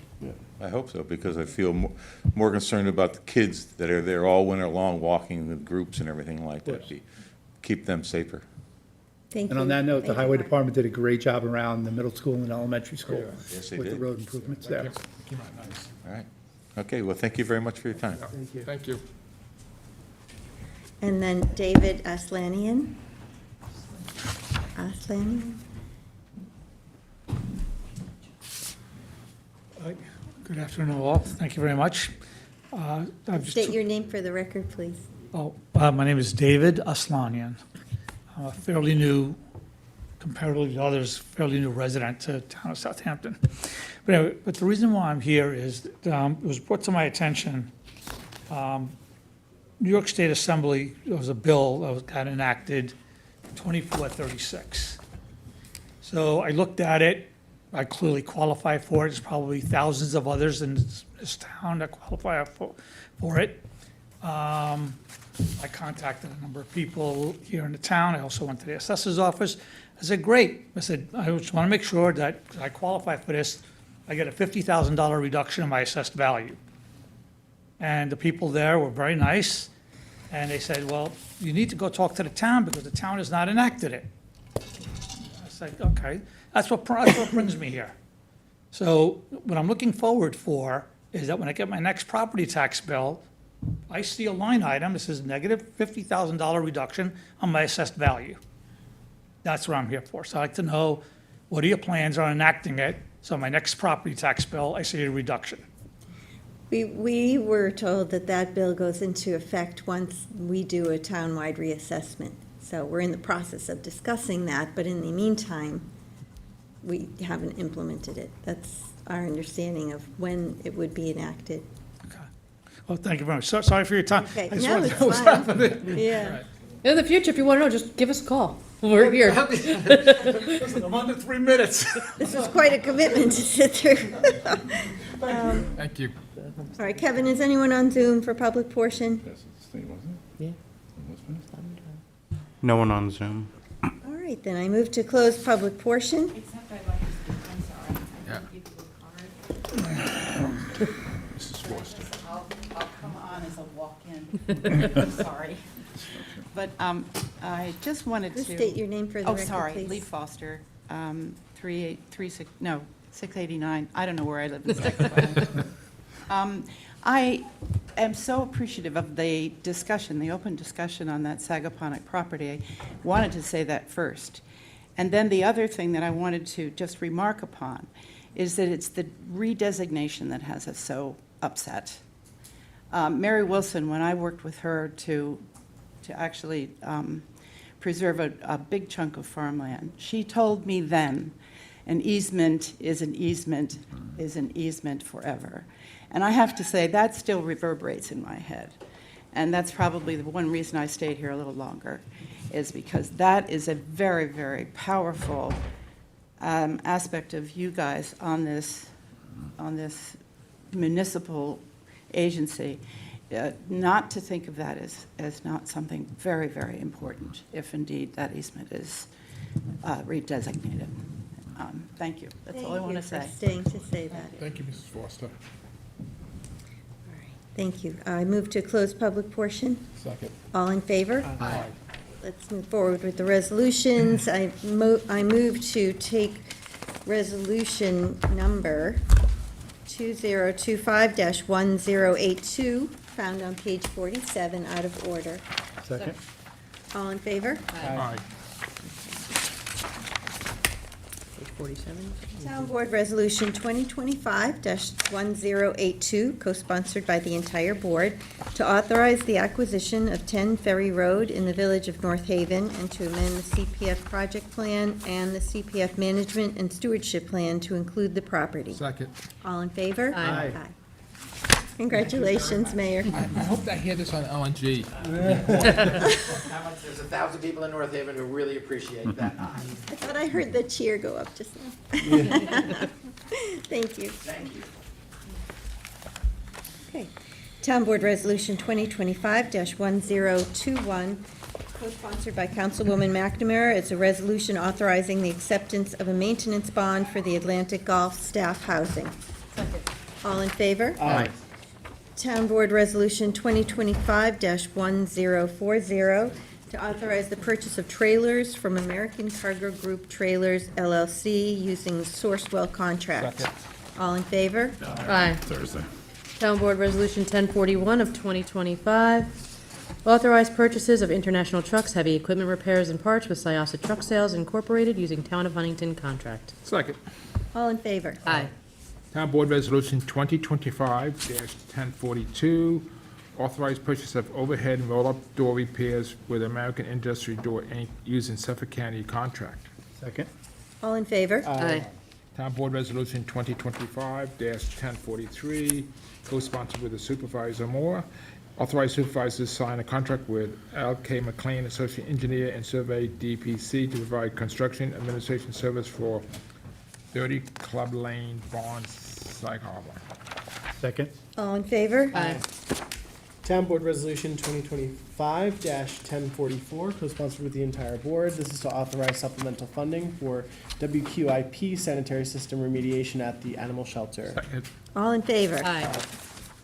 Town Board Resolution 2025-1045, to authorize the purchase of fleet management services from the New York State contract with Automotive Rentals, Inc. Second. All in favor? Aye. Can I just, if you don't mind, I just wanted to go back to the resolution on the animal shelter. Supervisor, I just wanted to thank your office for all your help, in particular Deputy Supervisor John Ortiz for helping guide a lot of this project, as well as Sean Cambridge, Ryan Murphy. I know, Cindy, you did some work early on before I came into this office, but I just wanted to really thank you for really helping to guide that project forward. And I just want to mention, too, about the animal shelter. I am partnering with Clerk Sunday Schermeyer on September 30th. We're doing a pop-up clinic for vaccinations and licensing, so we hope to see you there at 12 o'clock. I'm bringing my door. For town residents. For town residents and only. Free vaccinations Yeah. for those that know that their dogs need to be vaccinated, and we will then have them licensed before they leave. Somebody asked me, is it just the rabies vaccine or is it any vaccine?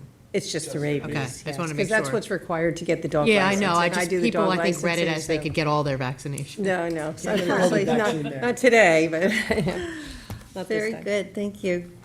Town Board Resolution 1046 of 2025, co-sponsored with Supervisor Moore, authorized the purchase of Priority Dispatch System annual maintenance from Medical Priority Consultants Incorporated, doing business as Priority Dispatch System for the Police Department. Second. All in favor? Aye.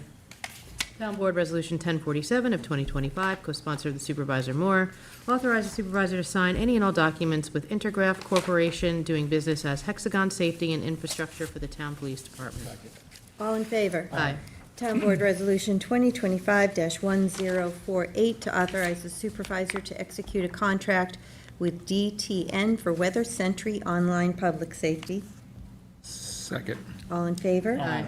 Town Board Resolution 2025-1049, co-sponsored by Council Members Pell and Martell, to authorize the supervisor to execute a no-cost contract extension with Cornell Cooperative Extension of Suffolk County to partner with the town for passive permeable reactive barriers at the Riverside Maritime Park. Second. All in favor? Aye. Town Board Resolution Town Board Resolution 2025-1050, co-sponsored with Councilman Pell, to authorize the supervisor to sign any and all documents with Co-File Technologies, Inc. for document restoration. Second. All in favor? Aye. Town Board Resolution 2025-1051, co-sponsored with the entire board, to authorize the supervisor to sign the 2025 Love Michael, Inc. Community Program Grant. Second. All in favor? Aye. Town Board Resolution 2025-1052, co-sponsored by council members McNamara and Iacilli, to authorize the supervisor to sign the documentation necessary to accept the 2026 Police Traffic Safety Grant through the Governor's Traffic Safety Committee. Second. All in favor? Aye.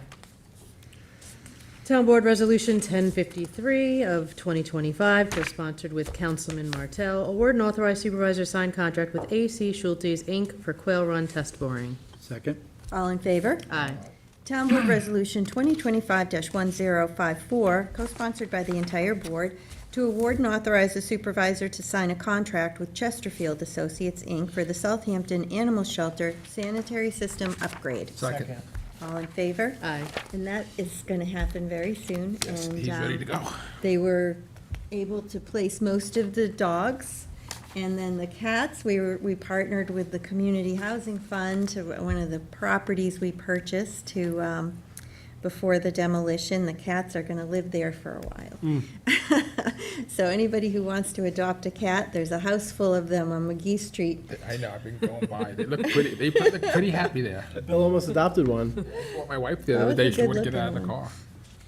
Town Board Resolution 2025-1055 to declare items surplus and authorize the disposal of vehicles and equipment. Second. All in favor? Aye. Town Board Resolution 2025-1056, co-sponsored with Councilman Pell, to authorize the supervisor to sign an amendment to an agreement with Southampton Youth Services, Inc. as it relates to the facility roof. Second. Second. This is to put ice guards on it. All in favor? Aye. Town Board Resolution 2025-1057, co-sponsored with the Councilman McNamara, recall and amend Town Board Resolution 2025-1034, award and authorize supervisor to sign contract with Chesterfield Association for North Sea Road shoreline stabilization. Second. All in favor? Aye. Town Board Resolution 2025-1058, co-sponsored with Councilman Pell, which is the 2025 notice to bidders for a glass pulverizer. Be a great addition. All in favor? Aye. Town Board Resolution 2025-1059 to amend the 2025 adopted budget for a vehicle purchase. Second. All in favor? Aye. Town Board Resolution 2025-1060 to amend the 2025 adopted budget for waste management equipment repair. Second. All in favor? Aye. Town Board Resolution 2025-1061 to amend the 2025 budget for various departments. Second. All in favor? Aye. Town Board Resolution 2025-1062 to amend the 2025-2029 capital budget and to add a capital project for 133 Montauk Highway IT infrastructure. Second. All in favor? Aye. Town Board Resolution 2025-1063 to amend the 2025-2029 capital budget for the Flanders Community Center outdoor improvements. Second. All in favor? Aye. Town Board Resolution 2025-1064 to authorize arbitrage payment to the U.S. Treasury. Second. All in favor? Aye. Town Board Resolution 2025-1065 to authorize the closure of a capital project. Second. All in favor? Aye. Town Board Resolution 2025-1066, co-sponsored by the entire board, a resolution of adoption, amending Town Code Chapter 298 to amend Article 5 to change a definition of income for purposes of the exemption. Second. All in favor? Aye. And similarly, Town Board Resolution 2025-1067, also co-sponsored by the entire board, a resolution of adoption amending Town Code Chapter 298 to amend Article 11 to change a definition of income for purposes of exemption. Second. All in favor? Town Board Resolution 2025-1068. This is a co-sponsored with the entire board. Resolution of adoption amending Chapter 235, Section 4, noise exceptions to allow for small speakers. Second. All in favor? Aye. Town Board Resolution 1069 of 2025, co-sponsored with Councilman Martell. Authorize waiver of Parks and Recreation Facility use fee for the Peconic Invitational Cross Country Race. Second. All in favor? Aye. Town Board Resolution 1070 of 2025 designates September 2025 as National Recover Month in the town of Southampton. Madam Clerk, I'd like to be added to that resolution, please. If I can get a second, I'd like to read. And you're going to read it, I'm going to right? read the resolution. Whereas National Recovery Month is a national observance held every September in order to educate Americans that substance use treatment and mental health services can enable those with mental and substance use disorders to live healthy and rewarding lives.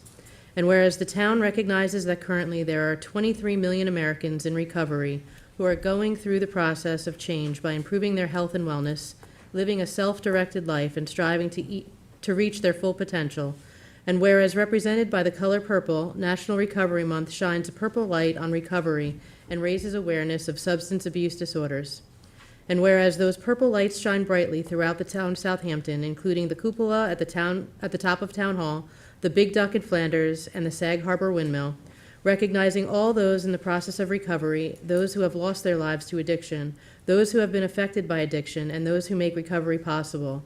Therefore be it resolved that the town of Southampton hereby wishes to join Safe in Southampton, its members including the Southampton Town Police Department, Human Understanding and Growth Services, HUGS, Long Island Addiction Resources Center, Hampton-based schools, Hampton Coffee Company, the Town of Southampton Youth Bureau, Stony Brook Southampton Hospital, and Safe in Sag Harbor, and other community members in designating September 2025 as National Recovery Month in the town of Southampton.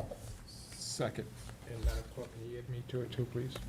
All in favor? Aye. It's very excellent. Thank you, Cindy. Yes, thank you for doing that, Cindy. Nice job, Bree. Okay, everybody, Is does everybody on everybody? it? Yeah. Okay, sure. Town Board Resolution 1071 of 2025, co-sponsored with Councilman Martell, waive portable stage fee for inlet-to-inlet beach cleanup and fall fair fundraiser. Second. All in favor? Aye. Town Board Resolution ID 1072 of 2025, co-sponsored with Councilman Martell, extend approval of change in zoning classification from CR 40 to multifamily planned residential district for the application entitled to preserve at South Country Road in order to facilitate development of 78 affordable housing lottery units, less than 6 units per acre, and 1 superintendent unit with over 6 acres of open space, 38% of the property in the hamlet of Quiog. Second.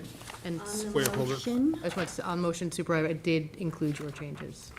excuse me? I did incorporate the changes that you Oh, requested. yes, I saw that. Thank you. I have some questions on this. Okay. Hey, Jim, Yes, sir. when did this run out? What's that? When did this extension run out? May, I don't know the exact date. It might be in the resolution. It must have been May 28th. I don't know exact date, when, you're saying when the zone change expired? The approval The for approval, this application. because Yeah. the way I look at it, we have to know the exact date on it, because if it runs out, it can go on 2 months, 3 months, a year before they want to renew it. They should have been watching it and renewed it. No, right away. 100%, I agree with you on that, Yeah. for sure. So they should go back from start one, so if they go back and start from the beginning, then the school can put some input, the fire department, in the neighborhood. This is not, like I said before, we are, by giving them, the last resolution a couple weeks ago, $2.7 million for housing, that was a gift. It's 100% financed, and it's not a good deal. They can walk away tomorrow if they don't like it. To that point, they have $1.7 million of their own money invested Yeah, to this point. And they're gonna get paid back. No, they're not. I can be heard on the motion. Absolutely. It's private money. That's John Bennett for the applicant. That's private money. Yeah. They're not going to get paid back. That's $1.7 million of investment in this matter, with funding not only it was approved by you, No, but as a board, was approved by you, okay? And talk about reliance. I mean, I'm always hesitant to tell a government body what they can and can't do. But, and first of all, let me get back. This is an entirely strange statute. What it says, it has a time period for the approval. The zoning on the property doesn't go away. It says you have to have a public hearing and have an affirmative vote to revert the zoning. That's critical. So the zoning doesn't go away. The approval, I'm here, let me finish, Bill, Yeah, please. I'm listening. Okay? I'm learning as you talk. Okay. I always like It is to listen to probably in my 44 years of being both a municipal lawyer, including representing this town, and representing many clients, the most strange, arguably, the statute itself is probably subject to attack on a declaratory judgment action, because what you've done is you've taken, you changed the zone, and then you say, if the approval lapses, the zoning is still there, because you have to have a hearing and make all those appropriate findings. To say something totally contrary to what you said in a 3.5-year process. This was not something that was done overnight. There were negotiations, people came in, this started at about 140 units based upon a density that the town had approved in other areas, and was negotiated down over 3.5 years to 80 units. It meets all the criteria. You've made a finding that it has. I don't know how the town, in any logical way, cannot extend it. There's reliance, and that's $1.7 million. That's a loss. That's a loss of private money. They're not going to be. That's not going to be refunded. So if ever I've seen a case where there was reliance, and the statute itself, everyone here, it's interesting. I just ordered a book from Amazon about the difference between some governments, the way we deal things and the way things are dealt in other countries. This is a very lawyerly country, for better or for worse. So what happens is that projects that would be approved, voted up and down in other countries, take forever here.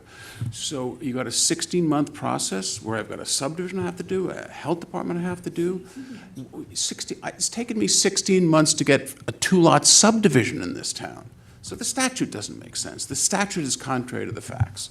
So in here asking for a 6-month extension is a very non-aggressive move, given the enormous amount of monies and reliance. If I may, to your point. I'm so sorry. No, it's fine. I feel pretty passionate about this. I'm sorry.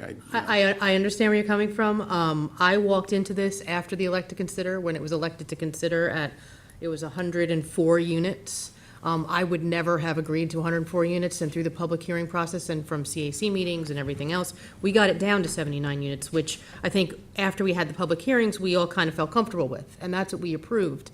To Mr. Bennett's point, they already have gone to the planning board, and the planning board has given them their pre-app approvals. Report. The The report, pre-app report. but the planning board is giving them until January 9th of 2027 to get their subdivision and their Board of Health approvals. So the planning board is saying we're gonna give you to 2027, when we can't even give them that much time. I don't think the planning board can give them that much time. So, They have the so plenary to, authority to, to so do to, that. so to Mr. Bennett's point, I am working with the attorney's office, and I think it's something we all need to work on, and I'm willing to get your input, but we have to absolutely change this, after you go through a change of zone, because not only do I think that after $1.7 million and 3.5 years to get to this point, if you then have the ability to say, we're gonna pull it, we're never gonna get anybody to come into this town to invest in affordable housing.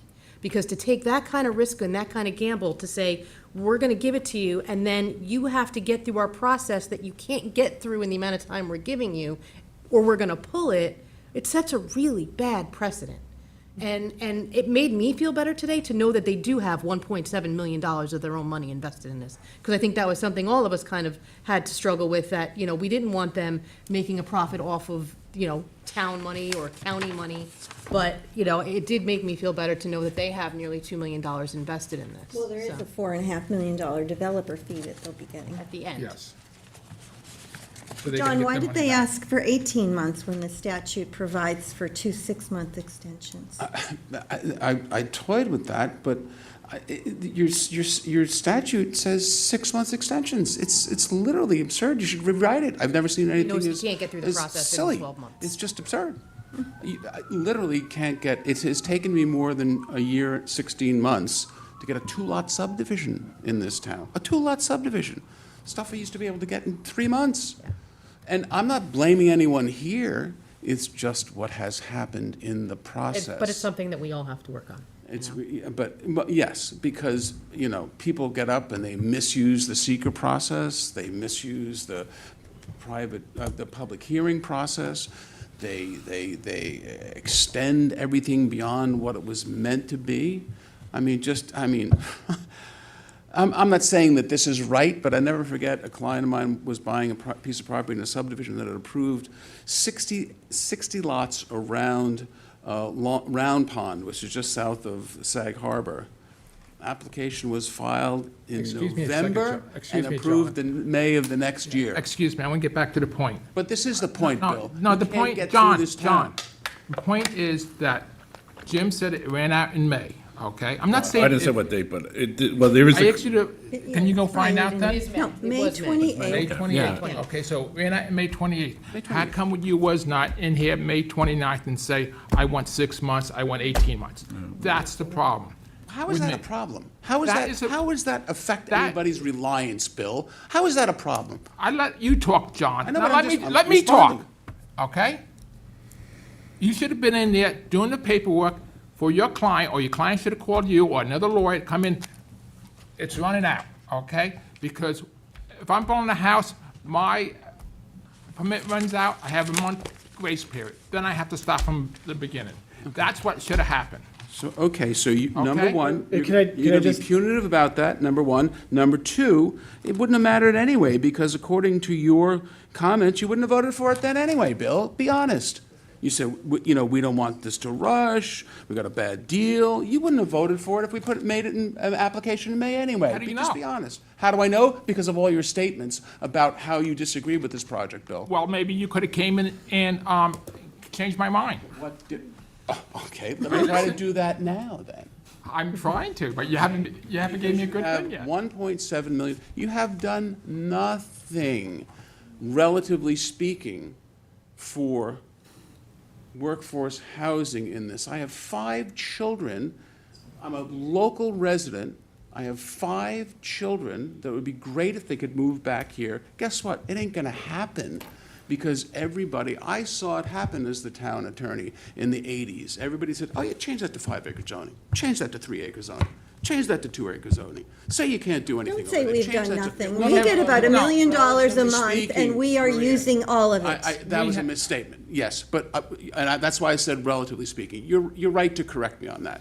The last But I 18 saw months, this we did a happen lot, where John. no one's going to be able, the street I live on in the village of Southampton, when I grew up on it, I don't live in the house same lot, but I live on a house on that street, because my parents had the prescience to buy a piece of property from my great aunt. That was nothing but local kids. I go out to the end of my driveway in February, there's no one there but me, because because all the other homes are summer homes. So let's do something about this. We came to this process, we were in it for 3 years.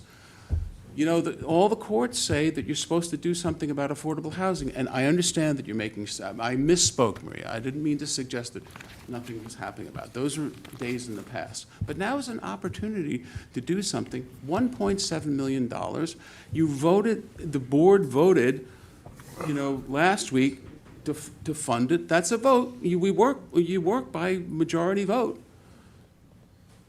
I'm for workforce housing and affordable housing in the right place. How is this the wrong place? It's the wrong place. Why? It's too much in one spot. You got trouble with the school's bringing a lawsuit. The schools were part of the process. John, The I schools I were was part of the quiet when process. you spoke, Fair enough, okay? fair enough. If you want to keep on interrupting and tell stories, I go said ahead. fair I'll turn enough. my mic off. I said fair enough, Bill. No, Okay. go ahead. So the Let me school- know when you're done. Well, the I schools, want to go home by 6. schools were part of the process. And there was full public hearing, an opportunity to be heard. There were many, many, many, many, many public hearings, and the town board responsibly, you know, did quite a bit of carving as to what the applicant originally wanted in a very, very responsible way, but came up with a project that is a lot of open space benefits to it, you know, not aggressive on a per unit basis, very, a density basis, very, very consistent with what the town had done in the past. And then I have to say to you, how do you not, you've made all these findings, when I say you, I mean the collective you, have made all these findings in your approval resolution for this. It's not just like someone, a third party, an arbiter is going to look at that and say, oh, you can just change your mind about all that stuff. There's lots of law out there. It's the progeny of the cases Knight versus Amelkin. You can't just say, we've got new board members, we're going to ignore all those findings that were made after 3 years of hearings.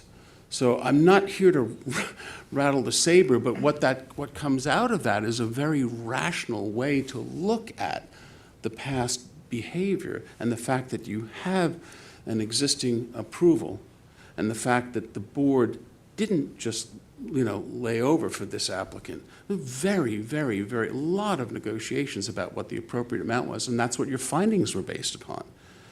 So you can't just walk away from those findings. Even though you as an individual might have made a different set of finding, you as the town can't just say, because there's been a personnel change in the town board, after all that making of the sausage, as it were, you can't just ignore those. For better or for worse, you're stuck with a lot of findings. Yes, but there are, you know, different things that we're talking about. I mean, the first was, you know, yes, the zone change was granted by the prior board. But then, a year later, the applicant came and asked for some community preservation fund money. And, you know, I support workforce housing, and I support a balanced approach to ensure it's even-handedly placed throughout the town. And one of the reasons that I didn't vote at the last meeting was because the approval, whether the statute is okay or not, you know, the approval had expired. I don't know how we can award funds when the approval had expired. But the board did, but I also had a concern about doing it because, you know, most of the project is being funded or presumably with the state and federal tax credits, and I thought the funds, these community housing funds could be perhaps better used for projects where the need was greater, rather than to just reduce the amount of money that the developer had to put into the project. So I just wanted to go on the record and say that's the reason why I said what I said at the last meeting.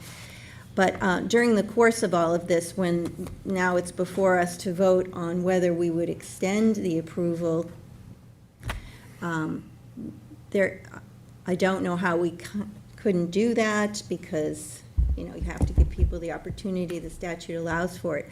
But I will say that it's come to light that in the, for me anyway, you know, of course, looking into things as they come up, the Nelson Pope and Voorhees report, where they said the environmental issues, there was no need for remediation. Now we received an email from the state back, you know, a couple of months ago as to why the applicant was denied the tax credits on the first application, and it said the reviewers thought the development team needed to do some additional environmental testing to finalize any remediation costs. So it's concerning to me that Nelson Pope would put in the final environmental impact statement that there's no issues, there's no need for further testing or remediation, but then we have this statement in the email about the environmental issues. So no matter what happens, if the vote passes today for the extension, I'm certainly going to ask our housing director when she comes back to look into, are there environmental concerns that were overlooked during the course of the board's review, and now the state is having issues with it? If they didn't meet those requirements, though, they wouldn't get this round of tax credits either. Wouldn't get this round of tax credits I think they would either. have to address those to get the tax credit. To a certain degree, one of my biggest challenges is dealing with what sometimes are nothing more than speculative head scratching by certain other agency staff members. I don't know how else to say it. And I just don't know. I don't know how else to say it. I'm trying to be very polite about it, but we did. We that was not a concern. That wasn't an issue. To the extent that you want to speak to your housing folks about that, I can't control that. Well, as Councilwoman McNamara said, if they don't provide the information, then the state wouldn't be granting the tax credits. But just confusing to me to see those two statements that seem to conflict. Come up in the planning board as well, if there's some environmental issues that the state is saying that didn't come up in the review, then they can take a look at it at the planning board level as There's well. plenty of things on EISs Seeker- that I've questioned that I didn't think were right, I've gone through and made lists. Was a full seeker review, coordinated review on this, all of this stuff? There was an enormous amount of transparency on this, primarily because the town board insisted on it. That we were, the My town board understanding, they did their don't have job. health department either yet, as of yet. They haven't had health department, so it might come up in health Yeah. department Might review. come up in the So- health department, yeah. There's a lot of things that have to come together. And it's being reported that they're going to be ready to break ground by the end of this year. I mean, that's not going to happen. They don't even have the health department or the subdivision. Unless somebody unless somebody has a magic wand that I'm not aware of, Yeah. But I just from a basic point of fairness and appropriateness, I would very humbly suggest to you that the only truly appropriate thing to do is to extend this. Mr. Bennett, can you tell me, just to some of Bill's concerns, why was there a delay in letting us know that it had expired? Because I just want to emphasize that, as we were getting close to this, negotiations and trying to figure out what are going to be the community benefits, which I will say that I know that NRP and your client did sit down with us and work out some what I think are demonstrable community benefits. But where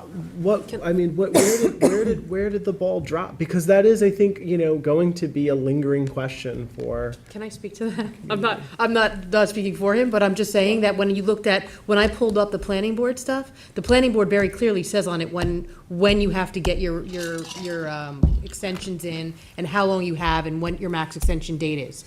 And I think that was a mistake on the town board's part, that we didn't put that in the adopting resolution, that, this authorization expires on X date, and you have 2 6-month referrals. That's what the planning board puts in all of their resolutions. We did not put it in the zone change resolution. It wasn't specifically in the resolution. You have a He should, I'm not saying he shouldn't know the code. You have a good experienced local lawyer who knows the code. He should have told his client, hey, you got to pay me to do this. Bill, I'm going to respond directly to that. I was just argued a case in the appellate division out of approvals in Shelter Island, where the agencies, without even questioning it, because they're aware of these short time periods, and these time periods come up and oftentimes are more honored in the breach than anything, the agencies, the Zoning Board of Appeals, the Town Board, and the Planning Board all approved extensions after the expiration. A neighbor brought a lawsuit. The Supreme Court, Suffolk County, dismissed the arguments out of hand, and the appellate division, you wouldn't have wanted, and they appealed. I argued in the appellate division in April, you would not have wanted to be my adversary when they were excoriated by the appellate division.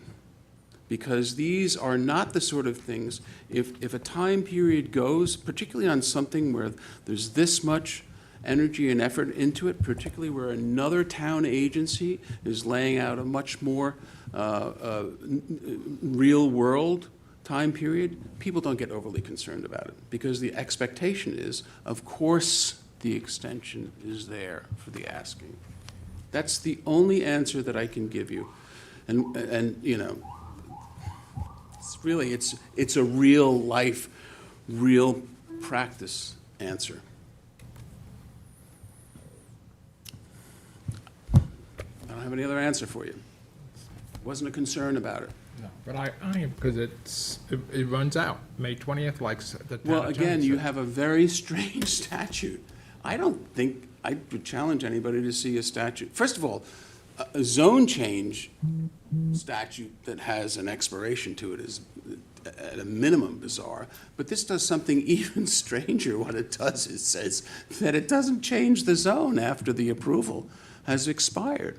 Right. So now you have to go back and have a public hearing and make findings that are exactly contrary to the findings that this board as a body, I know you weren't there, neither were you, Maria, but this board as a body made very, very studied findings about, fully represented by town staff, by experts, by council and everything. That's a pretty high burden. Well, it could be that the fact that you have to have a public hearing to revert the property to the prior zone is separate and apart from the applicant itself, and that if you have an applicant who hasn't moved forward in 18 months and then another 12 months, perhaps there's someone else out there who is serious about the project and who would move it forward. So I think that the statute could be considered, other than the timing, maybe that's not long enough, but to say that your approval has expired, you in particular, NRP, doesn't mean that the board necessarily has to change the zoning when somebody else could say, no, I'd like to buy that and develop the property under that zoning that's still in place. Yeah, well, we're not there, though. Yeah. We're not there. Well, one of the things, and Counselor, correct me if I'm wrong, and just thinking this through, we have a situation here where whether or not the zone change expired or not, what it seems to be that the determination is that it doesn't automatically revert to the original zoning. The zone change that was decided by the then board exists now, even with the expiration, correct? That's correct. Okay, so with that, I'm looking at how some of us arrived at our decision with respect to Liberty Gardens. A lot of people were very happy with it, a lot of people were not happy with it. But in that particular case, the previous board sort of laid up the zone change for the new board.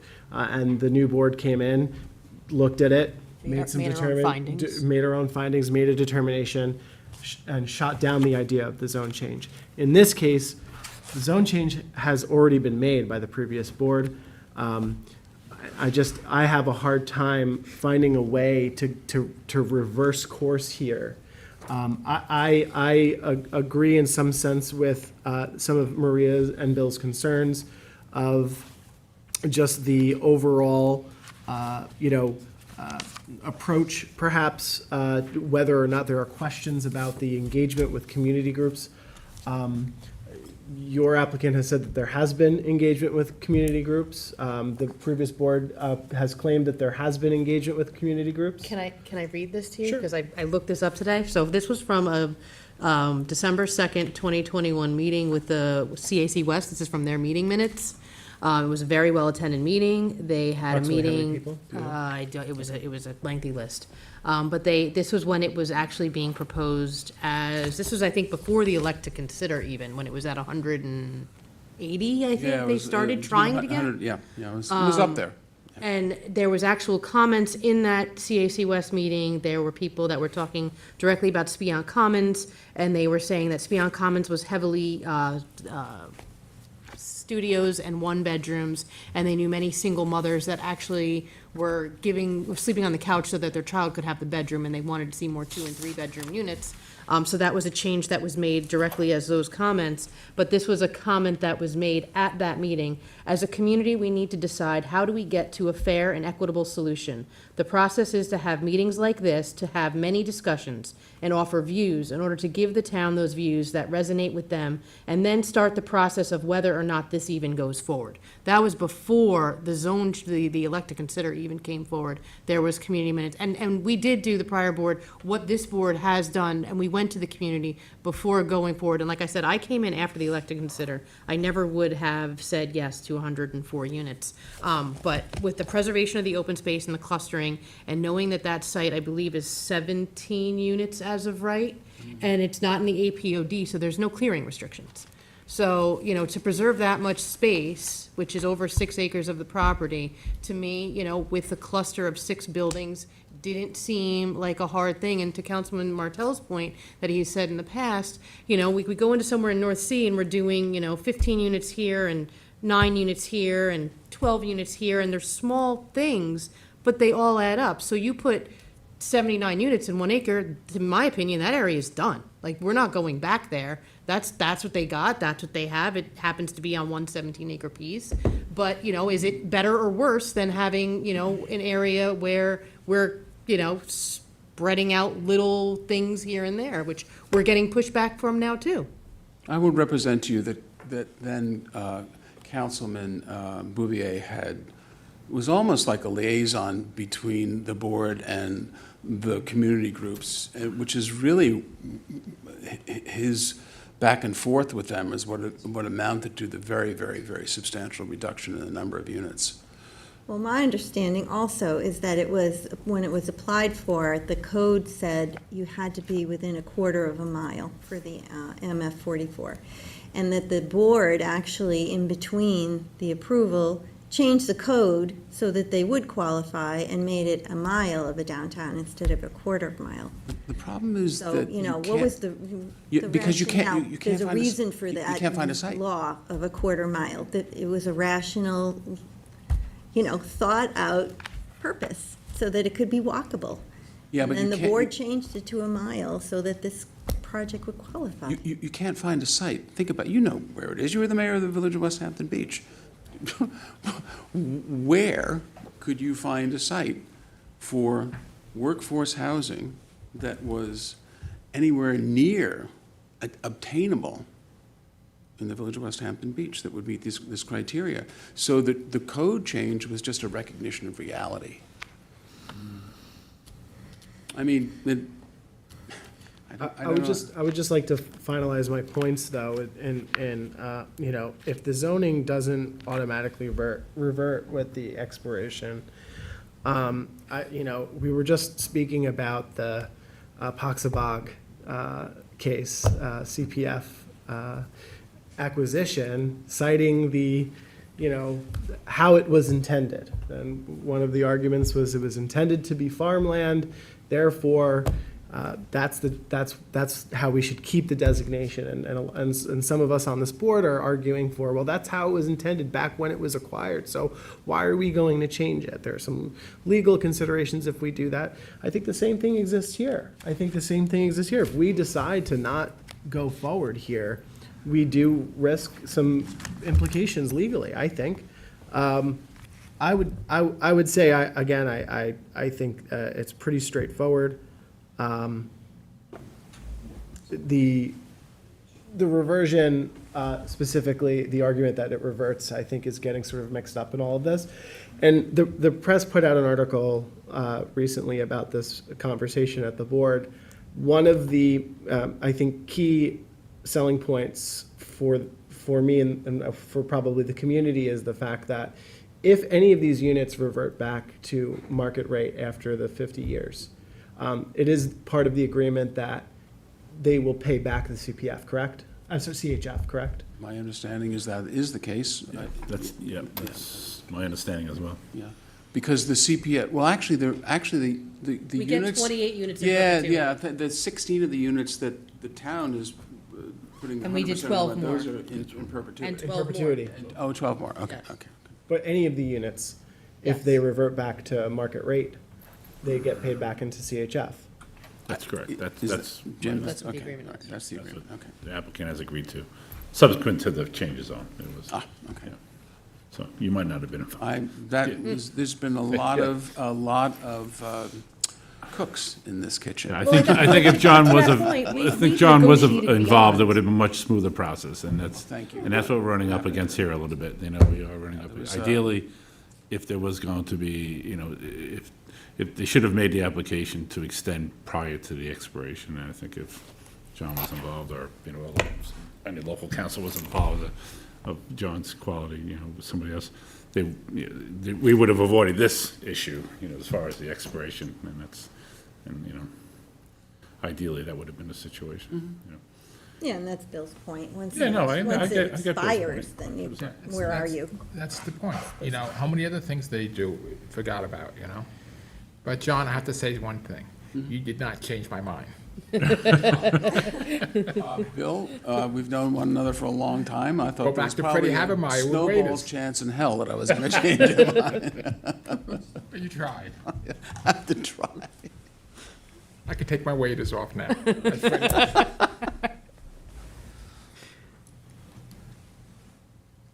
Any other comments? I think there was a motion. And a second. And a second. yeah. All right, so let's vote. All in favor? Aye. Any opposed? No. You're opposed. No. Bill, you're the only, no. Okay. Thank you, and if I was too wordy, my It's been a pleasure, apologies. John. You're always too wordy.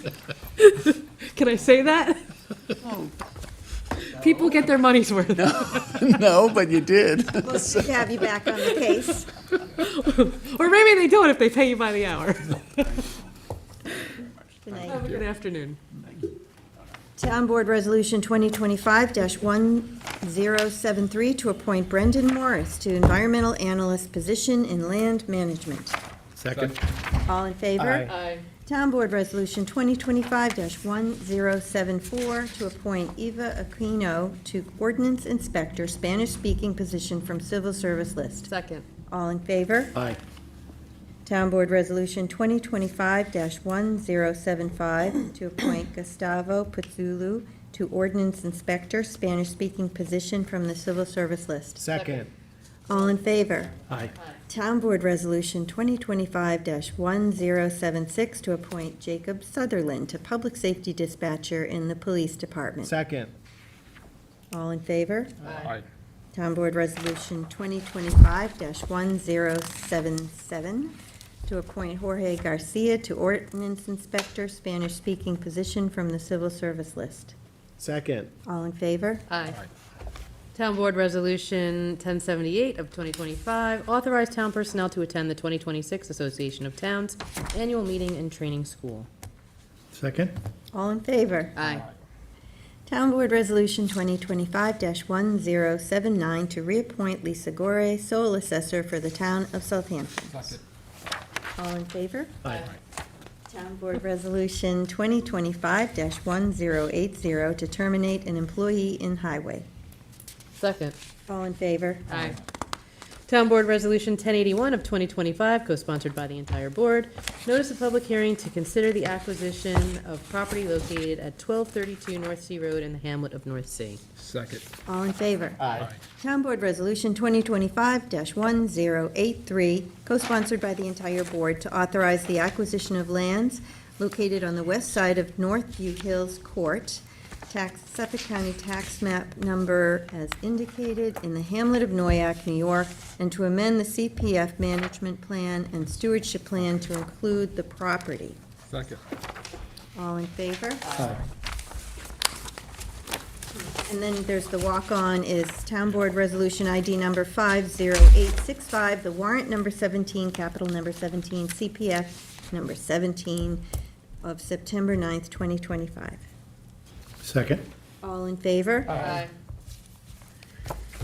I want to thank Kim for being a rock star and taking notes for, Yes. was it 23 public 6 hours hearings? straight, yeah, so, That's a lot. we started at 10 o'clock this morning, remember? We'll never do that to you again. I have a rule about not 2 meetings in one day, but we broke it today. Yeah. Kim, take the night off.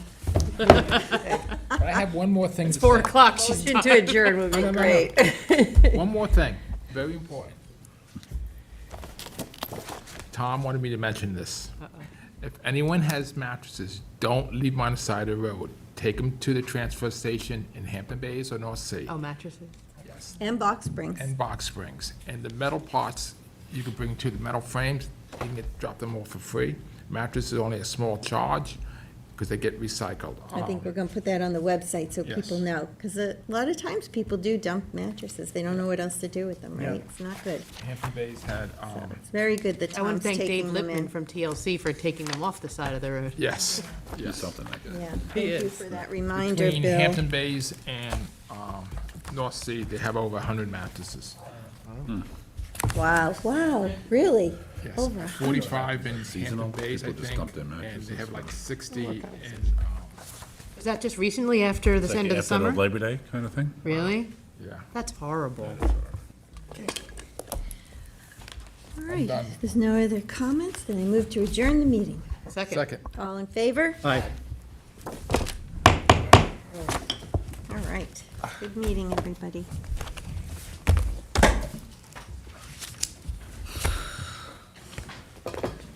I have a question for you. For who?